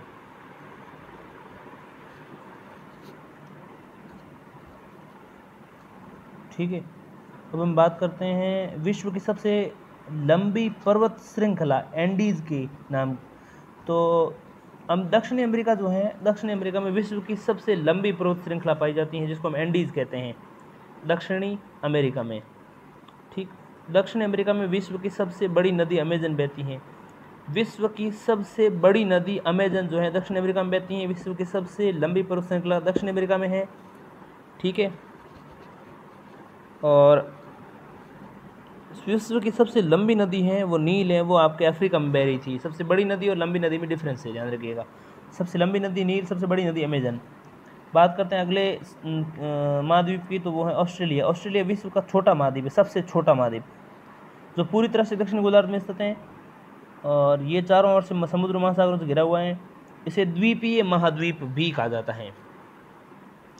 अब बात करते हैं अंटार्कटिका की। अंटार्कटिका एक बहुत बड़ा महाद्वीप है जो दक्षिणी गोलार्ध में स्थित है। दक्षिणी ध्रुव इस महाद्वीप के मध्य में स्थित है, दक्षिणी गोलार्ध की तरफ है। चूँकि दक्षिणी ध्रुव क्षेत्र में स्थित है, इसलिए हमेशा मोटी बर्फ से परतों से ढका रहता है। किसी भी प्रकार का स्थायी जीवन यहाँ है नहीं। बहुत से देशों के शोध केंद्र यहाँ हैं। तो दक्षिणी ध्रुव जिस महाद्वीप में स्थित है वो है अंटार्कटिका महाद्वीप, और भारत के शोध केंद्र भी इसी अंटार्कटिका यानी कि दक्षिणी ध्रुव वाले महाद्वीप के साथ हैं। और वहाँ भारत के 2 शोध संयंत्र हैं, मैत्री और भारती। ये थे स्थल मंडल की बात। अब हम बात करते हैं जल मंडल की। पृथ्वी को नीला ग्रह कहते हैं। पृथ्वी का 71% भाग जल और 29% भाग स्थल हैं। जल मंडल में जल के सभी रूप स्थित हैं। महासागर, नदियाँ, झीलें, हिमनदियाँ, भूमिगत जल, वायुमंडल की जल वाष्प भी सम्मिलित हैं। पृथ्वी पर पाए जाने वाले जल का 97% से अधिक जल महासागरों में पाया जाता है और इतना अधिक खारा है कि मानव के उपयोग नहीं आ सकता। शेष जल का बहुत बड़ा भाग जो है बर्फ की परतों और हिमनदों, भूमिगत जल के रूप में पाया जाता है। जल का बहुत कम भाग अलवण जल के रूप में पाया जाता है जो मनुष्य के इस्तेमाल में आता है। यही कारण है कि नीले ग्रह में रहने के बावजूद हमें पानी की कमी महसूस करते हैं। बात करते हैं महासागरों की। महासागर जल मंडल के मुख्य भाग हैं, ये आपस में एक दूसरे से जुड़े हुए हैं। महासागरीय जल हमेशा गतिशील रहता है। तरंगें, ज्वार भाटा, महासागरीय धाराएं। महासागरीय जल की 3 मुख्य गतियां हैं। एक तो तरंग चलती एक गति हो गई महासागरों में, दूसरी ज्वार भाटा दूसरी गति हो गई, तीसरी महासागरीय धाराएं तीसरी गति हो गई। महासागरीय धारा, महासागरीय तरंगे और महासागरीय ज्वार भाटा। बड़े से छोटे के आकार में देखें तो सबसे बड़ा है प्रशांत महासागर, दूसरा अटलांटिक महासागर। अटलांटिक महासागर, ठीक। अटलांटिक महासागर जो है उसको हम कहते हैं दक्षिणी गोलार्ध के पास वाला महासागर, ठीक। अटलांटिक महासागर। तीसरा है हिंद महासागर। चौथा है दक्षिणी महासागर। चौथे को हम कहते हैं दक्षिणी महासागर। और 5वां है आर्कटिक महासागर। प्रशांत महासागर, अटलांटिक महासागर। अटलांटिक जो महासागर है, अटलांटिक महासागर जो है वो दक्षिणी गोलार्ध के पास में स्थित नहीं है। दक्षिणी गोलार्ध के पास में स्थित महासागर को दक्षिणी महासागर कहते हैं। अटलांटिक महासागर जो है वो अफ्रीका और अमेरिका के बीच में पाया जाता है। अफ्रीका और अमेरिका यानी कि दोनों अमेरिका यानी कि उत्तरी और दक्षिणी अमेरिका, और अफ्रीका और यूरोप अफ्रीका और इसके बीच में पाया जाता है ये महासागर। इसको अटलांटिक महासागर कहते हैं, जो विश्व का सबसे व्यस्ततम मार्ग माना जाता है। बात करते हैं महासागरों के। प्रशांत महासागर सबसे बड़ा महासागर है, पृथ्वी के 1/3 भाग पर फैला है। पृथ्वी के 1/3 भाग पर, जिस तरह से एशिया भूभाग के 1/3 भाग पर, उसी तरह से जो प्रशांत महासागर है वो जल के 1/3 भाग पर फैला हुआ है। पृथ्वी का सबसे गहरा गर्त मारियाना गर्त जो है वो भी इसी महासागर में प्रशांत में स्थित है। प्रशांत महासागर लगभग वृत्ताकार है। तो ये था प्रशांत महासागर। एशिया, ऑस्ट्रेलिया और उत्तर दक्षिण अमेरिका इसके चारों ओर स्थित हैं। कौन कौन? एशिया, ऑस्ट्रेलिया, उत्तर एवं दक्षिणी अमेरिका इसके चारों ओर स्थित हैं। किसके हम बात कर रहे हैं भाई? प्रशांत महासागर की। तो एशिया और ऑस्ट्रेलिया और उत्तरी अमेरिका और दक्षिणी अमेरिका, कौन कौन? एशिया, ऑस्ट्रेलिया, उत्तरी अमेरिका, दक्षिण अमेरिका, इसके चारों ओर स्थित हैं। इसको हम कहते हैं प्रशांत महासागर। अटलांटिक महासागर, दूसरा महासागर की बात करें तो विश्व का दूसरा सबसे बड़ा महासागर है अटलांटिक महासागर। ये एस आकार का है। इसके पश्चिमी किनारे यानी कि सूर्यास्त की ओर जाने वाले किनारे जो हैं, पश्चिमी किनारे उत्तर और दक्षिणी अमेरिका हैं, ठीक। पश्चिमी किनारे उत्तरी और दक्षिण अमेरिका, और पूर्वी किनारे यूरोप और अफ्रीका के बीच में है। मतलब उत्तरी अमेरिका, दक्षिण अमेरिका और यूरोप और अफ्रीका के बीच में स्थित है ऐसा आकार का ये महासागर अटलांटिक महासागर कहलाता है और विश्व का दूसरा सबसे बड़ा महासागर है, ठीक। अटलांटिक महासागर जो है विश्व का सबसे व्यस्ततम मार्ग कहते हैं और इसके महासागर की जो तट रेखा है वो बहुत अधिक दंतुरित है। ये अनियमित और दंतुरित तट रेखा प्राकृतिक पोताश्रयों और पत्तनों के लिए आदर्श स्थिति है। व्यापार की दृष्टि से ये सबसे व्यस्त महासागर हैं। हिंद महासागर ही एक ऐसा महासागर है जिसका नाम किसी देश के नाम पर है, यानी भारत के नाम पर है। यह महासागर लगभग त्रिभुजाकार हैं। देखिए आकारों की बात करें तो प्रशांत महासागर वृत्ताकार हैं, ठीक, और एशिया, ऑस्ट्रेलिया और उत्तरी दक्षिण अमेरिका के मध्य में स्थित हैं, ठीक। और विश्व का सबसे बड़ा महासागर है मैरियाना गर्त जो है विश्व का सबसे गहरा गर्त जो है वो महासागर इसी में स्थित हैं, वृत्ताकार हैं, ठीक। अटलांटिक महासागर जो है उत्तरी अमेरिका, दक्षिण अमेरिका और एशिया और यूरोप के मध्य में स्थित है ऐसा आकार का सबसे व्यस्ततम मार्ग कहते हैं इसको, दंतुरित आकार और व्यस्त मार्ग, ठीक। उसके बाद हिंद महासागर की बात करें तो ये त्रिभुजाकार हैं। एशिया, अफ्रीका और ऑस्ट्रेलिया के बीच में स्थित हैं। एशिया, अफ्रीका और ऑस्ट्रेलिया, एशिया, अफ्रीका, ऑस्ट्रेलिया के मध्य में स्थित हैं। बात करते हैं दक्षिणी महासागर की, तो दक्षिणी महासागर अंटार्कटिका महाद्वीप के चारों ओर स्थित हैं। दक्षिणी महासागर क्या कहते हैं? अंटार्कटिका महासागर के चारों ओर स्थित हैं। ये अंटार्कटिक महाद्वीप से उत्तर की ओर 60 डिग्री दक्षिणी अक्षांश तक फैला हुआ है। यानी दक्षिणी जो अंटार्कटिका जो महाद्वीप है उस महाद्वीप के चारों ओर स्थित होने के कारण इसको अंटार्कटिक महासागर कहते हैं, दक्षिणी महासागर कहते हैं। अंटार्कटिक महाद्वीप के चारों ओर जो दक्षिणी गोलार्ध में स्थित है इस कारण इसके चारों ओर के महासागर को हम क्या कहते हैं? अंटार्कटिक महासागर। अंटार्कटिक महासागर की बात करने के बाद बात करते हैं आर्कटिक महासागर की। आर्कटिक महासागर उत्तर ध्रुववृत्त में स्थित है, उत्तर ध्रुववृत्त के चारों ओर फैला हुआ है। ये प्रशांत महासागर के छिछले जल वाले एक संकरे भाग से जुड़ा हुआ है जिसे बेरिंग जल संधि के नाम से जाना जाता है। बेरिंग जल संधि, ठीक।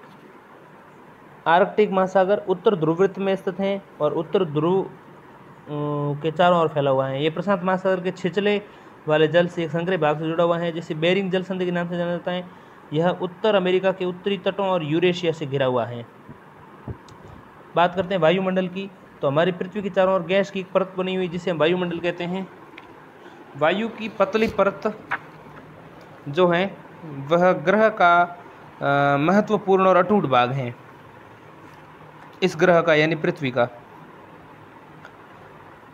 यह हमें वायु प्रदान करती हैं जिससे हम लोग सांस लेते हैं। वायुमंडल हम लोगों को सूर्य की हानिकारक किरणों से बचाता है। वायुमंडल जो है 1600 किलोमीटर की ऊंचाई तक फैला है। वायुमंडल को उसके घटकों जैसे तापमान अन्य के आधार पर 5 परतों में बांटा जाता है।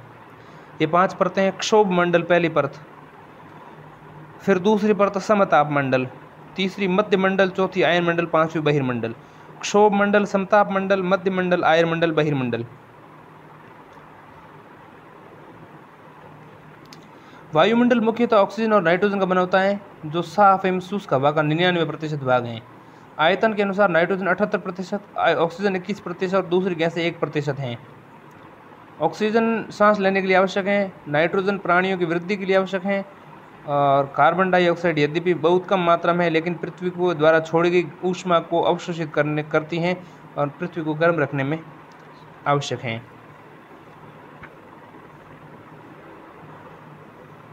तो कार्बन डाइऑक्साइड जो है पौधों की वृद्धि के लिए आवश्यक हैं। ऊंचाई के साथ वायुमंडल में घनत्व में भिन्नता आती है और ये घनत्व जो है समुद्री तल पर सबसे अधिक होता है। जैसे जैसे हम ऊपर जाते हैं तेजी से घटता है। आप जानते हैं कि पहाड़ों पर पर्वतारोहियों को हवा के घनत्व में कमी होने के कारण सांस लेने में कठिनाई होती है और ऊंचाई पर सांस लेने के लिए उन्हें अपने साथ ऑक्सीजन सिलेंडर लेकर जाना पड़ता है। जैसे जैसे हम ऊपर की ओर जाते हैं तापमान भी घटता जाता है। वायुमंडल पृथ्वी पर दबाव डालता है और एक स्थान से दूसरे स्थान पर अलग अलग होता है। ठीक, कुछ क्षेत्रों में हम अधिक दाब महसूस करते हैं जबकि कुछ क्षेत्रों में कम। वायु उच्च दाब से निम्न दाब की ओर बहती हैं। गतिशील वायु को पवन कहते हैं। अब हम बात करते हैं जीवमंडल की। तो जीवमंडल स्थल, जल और हवा के बीच में एक सीमित भाग है। ये वह भाग है जिसमें जीवन मौजूद हैं। जीवों की बहुत सी प्रजातियां जो सूक्ष्म जीवों और बैक्टीरिया से लेकर के बड़े स्तनधारियों तक जो है जीवमंडल में पाई जाती हैं। मनुष्य सहित सभी प्राणी जीवित रहने के लिए एक दूसरे से तथा जीवमंडल से जुड़े हुए हैं। जीवमंडल में प्राणियों को मुख्यतः दो भागों में जंतु जगत और पादप जगत में बांटा जाता है। पृथ्वी के तीनों परिमंडल आपस में पारस्परिक क्रिया करते हैं और एक दूसरे से क्रिया ने किसी न किसी रूप से प्रभावित करते हैं। उदाहरण के लिए लकड़ी तथा खेती के लिए वनों को काटा जाए तो ढलुआ भाग पर मिट्टी का कटाव तेजी से होने लगता है। इस प्रकार प्राकृतिक आपदाएं जैसे भूकंप से पृथ्वी की सतह में परिवर्तन होता है। हाल ही में सुनामी के कारण अंडमान एवं निकोबार द्वीप समूह का कुछ भाग पानी में डूब गया। झीलों और नदियों में दूषित पदार्थों को प्रवाहित होने के लिए उनका जल के इस्तेमाल के लायक नहीं रह जाता है। ये जल दूसरे जीवों को नुकसान भी पहुंचाता है। उद्योगों, तापीय विद्युत संयंत्रों और गाड़ियों को उत्सर्जित पदार्थों को वायु को प्रदूषित करते हैं। कार्बन डाइऑक्साइड वायु का एक महत्वपूर्ण घटक है। कार्बन डाइऑक्साइड की मात्रा वृद्धि के कारण तापमान में वृद्धि हो रही है और भूमंडलीय तापमान ग्लोबल वार्मिंग होती है। भूमंडल, वायुमंडल, जलमंडल के बीच में प्राकृतिक संतुलन बनाए रखने के लिए सीमित उपयोग की आवश्यकता है। अब कुछ प्रश्नों के उत्तर दीजिए। पृथ्वी के 4 प्रमुख परिमंडल कौन से हैं? तो प्रमुख क्षोभ मंडल, समताप मंडल, मध्य मंडल, आयल मंडल, बहिर्मंडल। पृथ्वी के प्रमुख महाद्वीपों के नाम बताइए। प्रशांत महासागर, अटलांटिक महासागर, हिंद महासागर, दक्षिणी महासागर, आर्कटिक महासागर। 2 महाद्वीपों का नाम बताइए जो पूरी तरह से दक्षिणी गोलार्ध में स्थित हैं। दक्षिणी गोलार्ध में एक तो कहते हैं अंटार्कटिका महासागर, अंटार्कटिका महाद्वीप, और दूसरा है अफ्रीका, दक्षिणी अमेरिका भी। पृथ्वी को नीला ग्रह क्यों कहते हैं? क्योंकि पानी है। ठीक है। उत्तरी गोलार्ध में स्थित स्थलीय गोलार्ध को स्थलीय गोलार्ध क्यों कहा जाता है? उत्तरी गोलार्ध को स्थलीय गोलार्ध क्यों कहा जाता है? क्योंकि उत्तरी गोलार्ध में ज़्यादातर स्थल हैं। जीवित प्राणियों के लिए जीवमंडल क्यों जरूरी, क्यों महत्वपूर्ण है? क्योंकि तीनों यहाँ पर सम्मिलित रूप से होते हैं। कौन सी पर्वत श्रृंखला एशिया को यूरोप से अलग करती है? यूराल। उत्तरी अमेरिका दक्षिण अमेरिका से कैसे जुड़ा हुआ है? ये स्थल संधि से। उसका नाम भूल गया मैं, पनामा। वायुमंडल में किस का प्रतिशत सर्वाधिक है? नाइट्रोजन।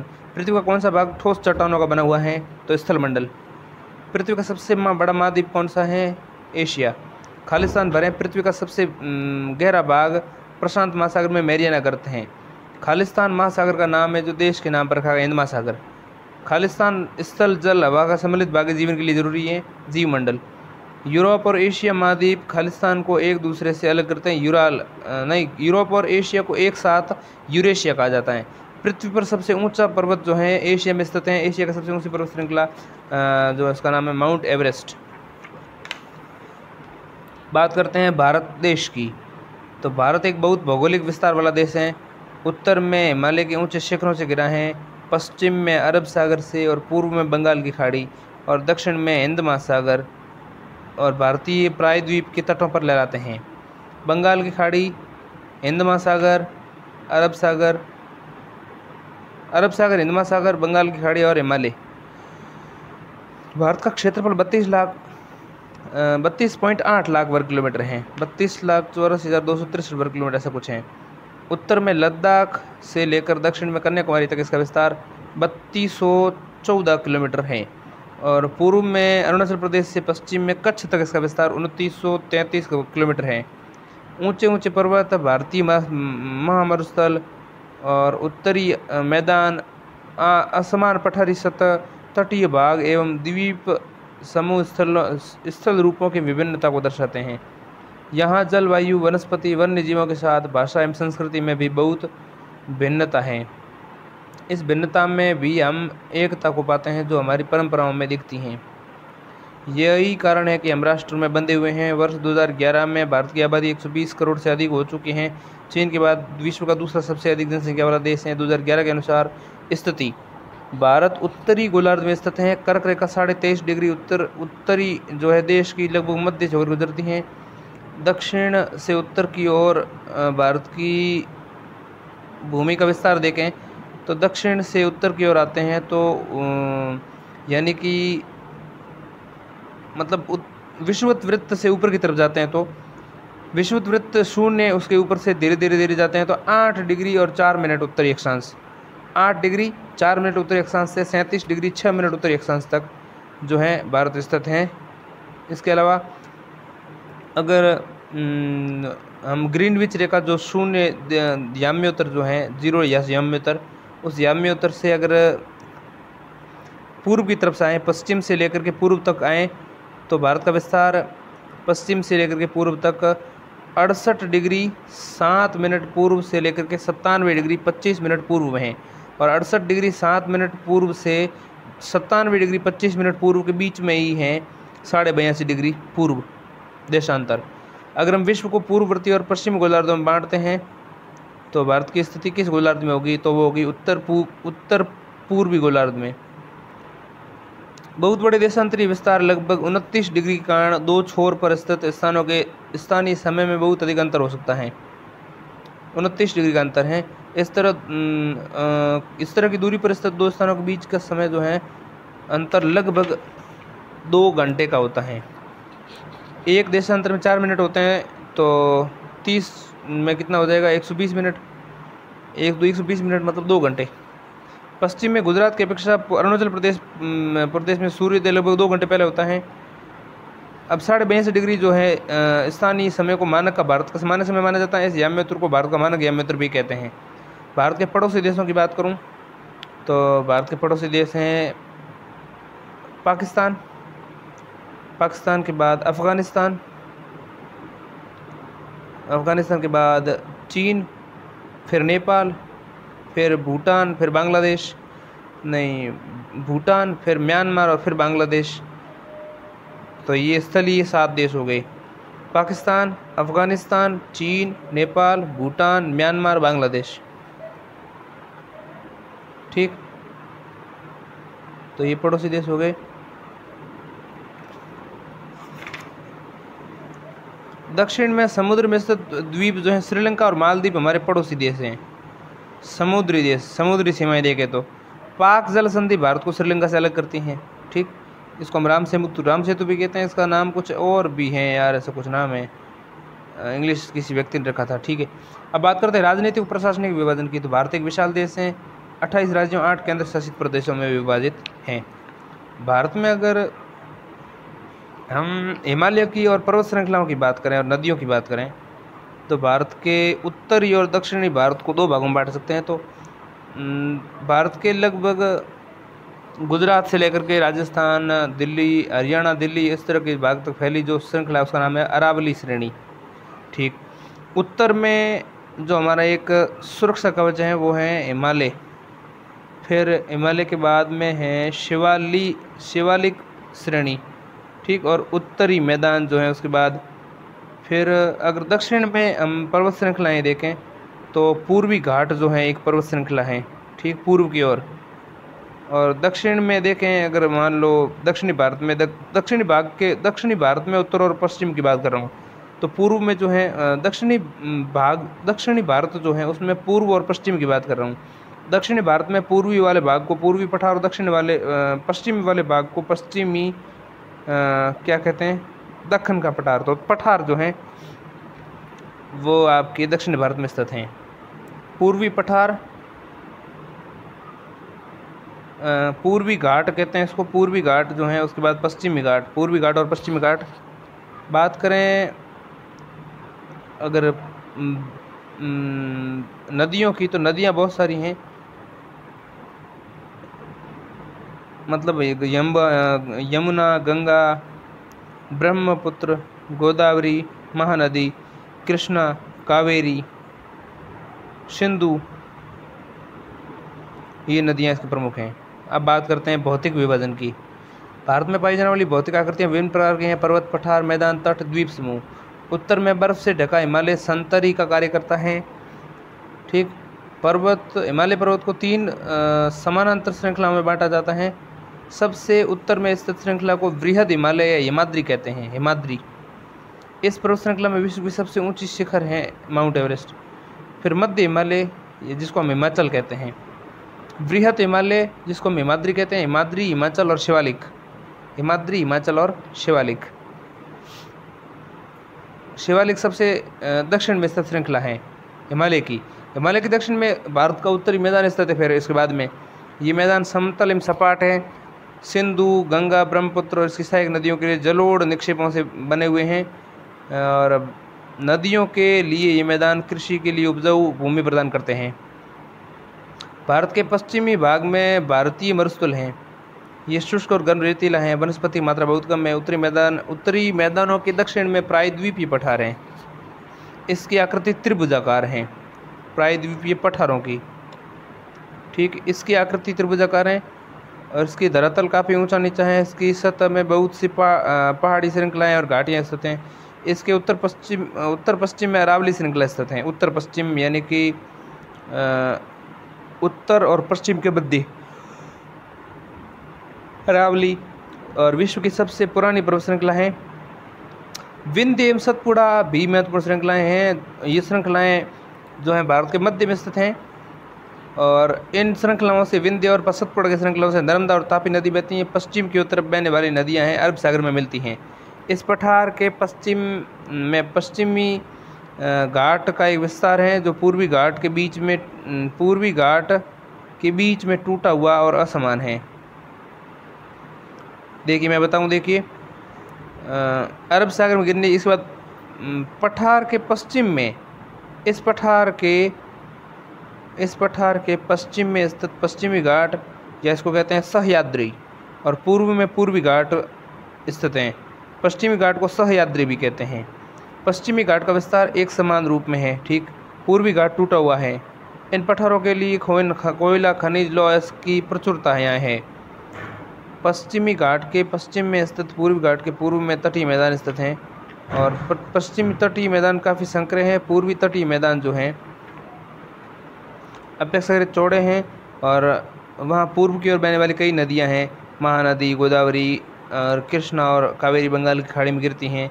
ये नदियाँ अपने मुहाने पर उपजाऊ डेल्टा का निर्माण करती हैं। बंगाल की खाड़ी में गंगा और ब्रह्मपुत्र नदियों के मुहाने पर स्थित सुंदरबन डेल्टा स्थित हैं। ठीक है, गंगा और ब्रह्मपुत्र विश्व का सबसे बड़ा सुंदरबन डेल्टा का निर्माण करती हैं और इस डेल्टा की आकृति त्रिभुजाकार है। डेल्टा स्थल का वह भाग है जो नदी के मुहाने पर बनता है। नदियों समुद्र में प्रवेश करती हैं उस समय जगह को मुहाना कहते हैं। सहायक नदियाँ क्या होती हैं आप समझते ही हैं। और जलोढ़ निक्षेप, ये नदियों के द्वारा लाए गए महीन मिट्टी होती हैं और नदी बेसिन में निक्षेपित कर दी जाती हैं।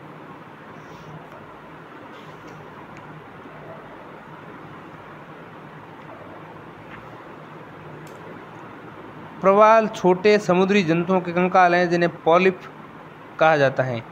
जब जीवित पॉलिप मरते हैं तो उनका कंकाल बचा रह जाता है। अन्य पॉलिप की वृद्धि इन ठोस कंकालों के ऊपर होती है जो बढ़ते बढ़ते काफ़ी ऊंचे होते जाते हैं। इस प्रकार प्रवाल द्वीपों का निर्माण होता है।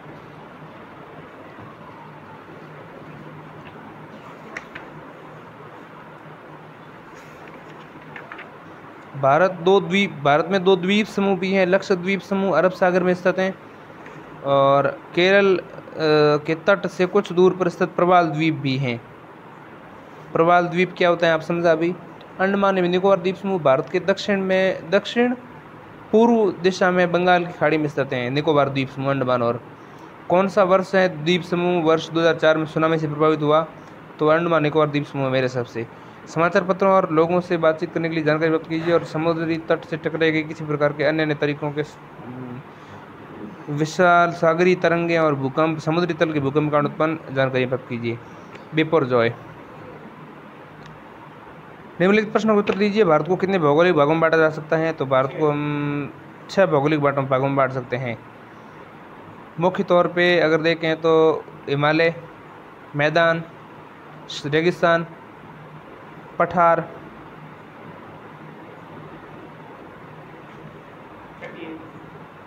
तटीय भाग, हाँ ठीक। भारत की स्थलीय सीमा कितने देशों के साथ जुड़ती है? 7 देशों के साथ। नाम नहीं बताऊंगा मैं। कौन सी दो प्रमुख, बताए हुए पहले बता दिया है। कौन सी दो प्रमुख नदियाँ अरब सागर में गिरती हैं? तो अरब सागर में 2 गिरने वाली है, एक तो नर्मदा और तापी, जो विंध्य पर्वत श्रृंखला से निकलती है मध्य भारत से। गंगा और ब्रह्मपुत्र के लिए बनाए गए डेल्टा सुंदरवन डेल्टा, ठीक है। भारत में कितने राज्य केंद्र शासित प्रदेश हैं? तो राज्य और 28 है। उत्तरी मैदानों में अधिक जनसंख्या निवास क्यों करती हैं? क्योंकि यहाँ फसल अच्छी होती है, जल मिल जाता है, रहने में कठिनाइयाँ नहीं है, इसलिए पानी की उपलब्धता, मिट्टी वगैरह, रहने में ठीक सारी स्थितियाँ, इस वजह से उत्तरी मैदानों में अधिक जनसंख्या निवास इसलिए करती हैं। लक्षद्वीप को प्रवाल द्वीप क्यों कहा जाता है? क्योंकि वहाँ पर जो है छोटे समुद्री प्रवाल जो होते हैं, क्या होते हैं? छोटे समुद्री जंतुओं के कंकाल होते हैं, जिसको हम पॉलिप कहते हैं। पॉलिप जंतुओं के द्वारा बनाए गए कंकाल जो है प्रवाल कहलाते हैं। पॉलिप मर जाते हैं, कंकाल बच जाता है, अन्य पॉलिप की वृद्धि इस ठोस कंकालों के ऊपर होती है और बढ़ते बढ़ते बढ़ते ये प्रवाल द्वीप का निर्माण करते हैं। और जैसा कि मैंने बताया कि केरल के पास में जो एक कंकाल बना हुआ है, प्रवाल द्वीप है, जो केरल के तट पर कुछ दूर पर स्थित प्रवाल द्वीप है, ठीक है। अब गलत सही का आपको बताना है। हिमालय के सबसे दक्षिणी भाग को हम क्या कहते हैं? शिवालिक। सह्याद्री को अन्य किस नाम से जाना जाता है? तो सह्याद्री ये है पश्चिमी घाट, ठीक है। सह्याद्री, सह्याद्री ठोको आप रहने दो, आपसे नहीं होगा। पाक जल संधि किन देशों के बीच में स्थित है? पाक जल संधि भारत श्रीलंका। अरब सागर में स्थित भारतीय द्वीप समूह कौन से हैं? अरब सागर में स्थित भारतीय द्वीप समूह कौन से हैं? तो अरब सागर में भारतीय द्वीप समूह है अंडमान निकोबार द्वीप समूह, लक्षद्वीप द्वीप समूह। तो अरब सागर में स्थित है लक्षद्वीप समूह। भारत की सबसे पुरानी पर्वत श्रृंखला कौन सी है? अरावली। भारत का सब क्षेत्रफल लगभग 32,84,263 वर्ग किलोमीटर है। महान हिमालय को हम हिमाद्री के नाम से जानते हैं। नर्मदा नदी अरब सागर में गिरती है। खालिस्तान भारत के मध्य में लगभग होकर गुजरने वाली अक्षांश रेखा है। खालिस्तान यानी कर्क रेखा।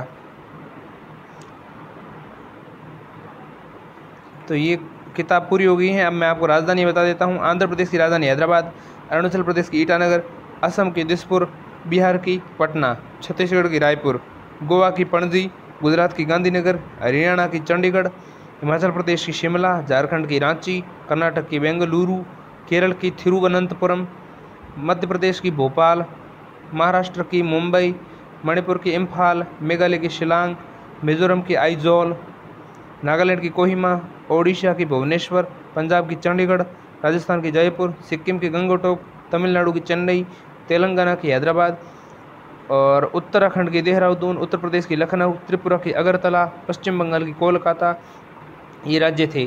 केंद्र शासित प्रदेशों की बताऊँ तो अंडमान निकोबार और द्वीप समूह, पोर्ट ब्लेयर, चंडीगढ़ चंडीगढ़, दादरा और नगर हवेली और दमन और दीव, दमन, इसकी राजधानी दमन है।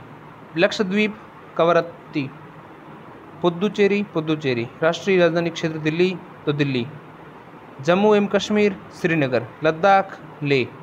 राजधानी मैं आपको पूछ रहा हूँ बताना है। आंध्र प्रदेश,